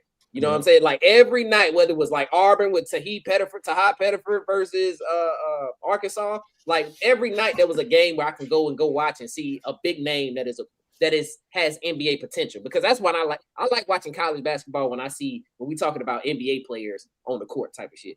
So I agree with you. I think we just got a lot more exposure. They had a lot bigger names, and I think that the backstory of Darren Peterson and AJ DeBanza has really helped sell college basketball. I really like their rivalry. I like that they don't like each other. I like that they are like I said this on one of the things I did, one of the little pods I did, man. I like that every time they talk, they're talking about each other. They ain't saying each other's name, but when DP said, yeah, that shit gonna be in my mind forever being number 2. I can't wait. He talking about AJ. You feel what I'm saying? When Caleb get on there, he say I'm better than all these 3, and it actually holds some merit. It actually holds merit when he says that. So I just think this year in college basketball was really exciting. So I agree with you on that. Now the other part I have is that with the last year's draft, I don't know how is this draft better than last year's draft? Like name wise, it's not. But if we talking about what these boys did, Cooper Flag, Con, Ace, VJ, Jeremiah Fears, Dylan Harper, it's gonna be tough. It's gonna be tough to be better than just the first 5. I'm willing to put that first 5 up against these first 5. Production level. Just look at it. What you say, Zale? I said basically, like basing on the production, it's gonna be hard to match what we just seen, basically. Right. Like at a high level. They got a big hill to climb. That's what I'm saying. Like top 5 or top 5, probably not. But if you look at totality of the first round from 1 to 30, I feel like it, because you go from like 16, 15 to 30. It's like it ain't too many crazy names in there. Like them because they played, but they ain't really do much. They were okay role players, some of them, but like at 16, Yang Hansel, the dude went to Portland. He really didn't play. He started off hot. Yeah. What about Cedric Coward? Where's Cedric Coward at? And then what's my other man's name, y'all? Cedric Coward was 11. 11. Oh, okay, he was a lot. I didn't know he was a lot. And then my boy that played for the Toronto Raptors, Boyle. CMB. Boyle. Oh yeah. Where he go? 11.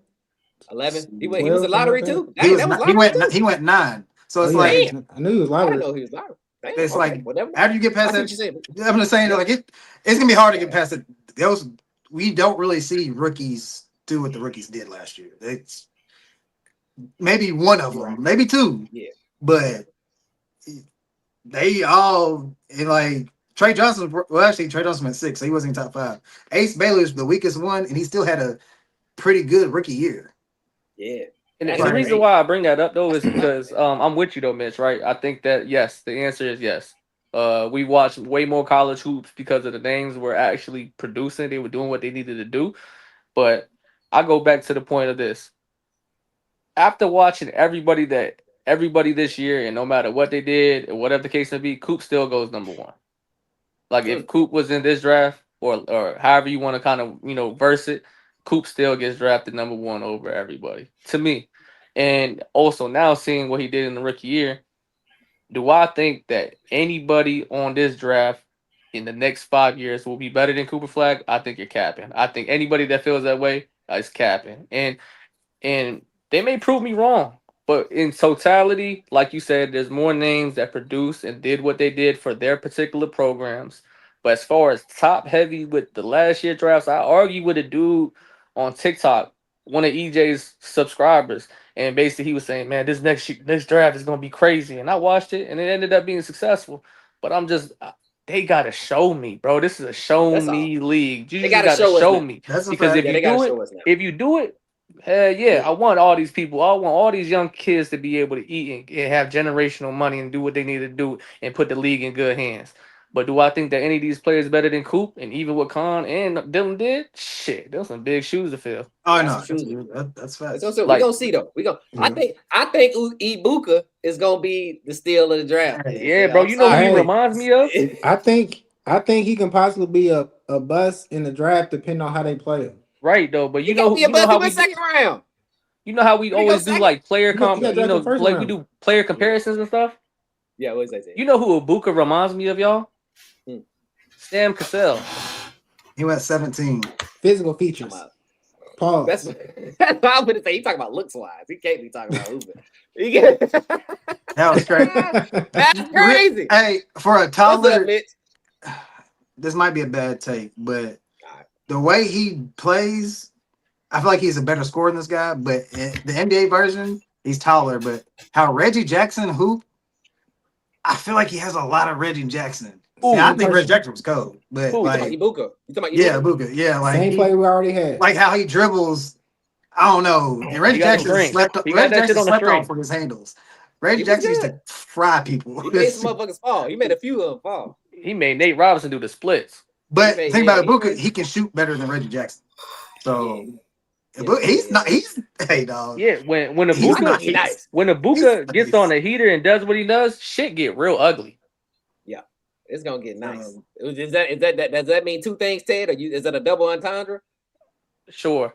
I just shit just get ugly. It's a clinic, bro. Shit, leave him alone. It's not a pretty sight. I keep saying it. That was Zel that said it. I was gonna say the Platts is helping him out right now. Hey, it's so crazy. I'm gonna go ahead and out him. They'll call him ugly as a bitch, and that shit had me dying for like 30 minutes straight, bro. Man, I said no comment. I just said who's the character from American Dad. That's all. He look like Roger, bro. That shit is crazy. Oh. They said that he just not marketable. He said he ugly as a bitch, and even if he goes on a heater, he would never be the face of the NBA because that shit is only a face a mother would love. You doing too much. I ain't say all Come on, man. Hey, y'all good? We was talking about disrespect earlier. We good. Hey, listen, I'm gonna go ahead and I'm gonna. Hey, shout out to all the fathers. I got one last thing to say. 53rd pick too. Shout out to all the fathers because I said in the chat, and then the crazy thing, like 3 days later, people started talking about it. Shout out to all the fathers. Watching that draft, I ain't never seen so many daddies at the draft with their sons, being with them. I always had this take, single parent athletes turn out to be the best. That was always my thing. Like you see they struggled because they was a single mom, blah, blah, blah. Yeah. But this generation, like, I think there was 2 players that went in the first round that didn't have their dad with them. I was like, I noticed it off rip, like everything, like, dang, his dad's there. And they were so proud. And there was like maybe 3 or 4 juniors in that first round. And you know what's crazy? Just to go on that point, I agree with you. Like, shout out to all the active fathers for these particular players, but also, like, it's not funny, but it's just because it's the truth. Ain't no motherfucking buddy cry on that goddamn shit. They've been making money all goddamn year, all last year, even when they was in high school. That is true. Like, I ain't see a motherfucker cry. They don't cry no more. But you know what? Another point I saw, fellas, speaking of that, they said 22 of the 30 first round picks were former players' kids. Oh, yeah. Google me on that stat. I think it was a lot 22 of 30. That's crazy. Yeah, former players' kids. Yeah, because even to y'all's point, yeah, one of them picks, they like, I guess they pops play with Dirk overseas or something like that too. Like even stuff like that is small things too that be helping. Yeah. It's letting you know they let you know that bottleneck is getting shorter. Is really becoming a rich people's game. Bottleneck, man, it's a bottle. All right, man, we live in the stream, man. Comment, subscribe. Eat Love Podcast. We go. All right. But listen. I'm with you though. But I think that goes to the reason why everybody was locked in with college because it was everybody's players' kids. And I think that was another reason. But anyways, man, hey, shout out to everybody that's been channel, man. Shout out to everybody that's been supporting us in the pod. Shout out to my boy Iconic, always showing love. Like, comment, subscribe, everything E-Lab, YouTube, Spotify, Apple Music, Apple Podcasts, TikTok, and even the Twitch, man. Shout out to y'all. Much love. E-Lab, we out of here. Go, man. All right, fellas.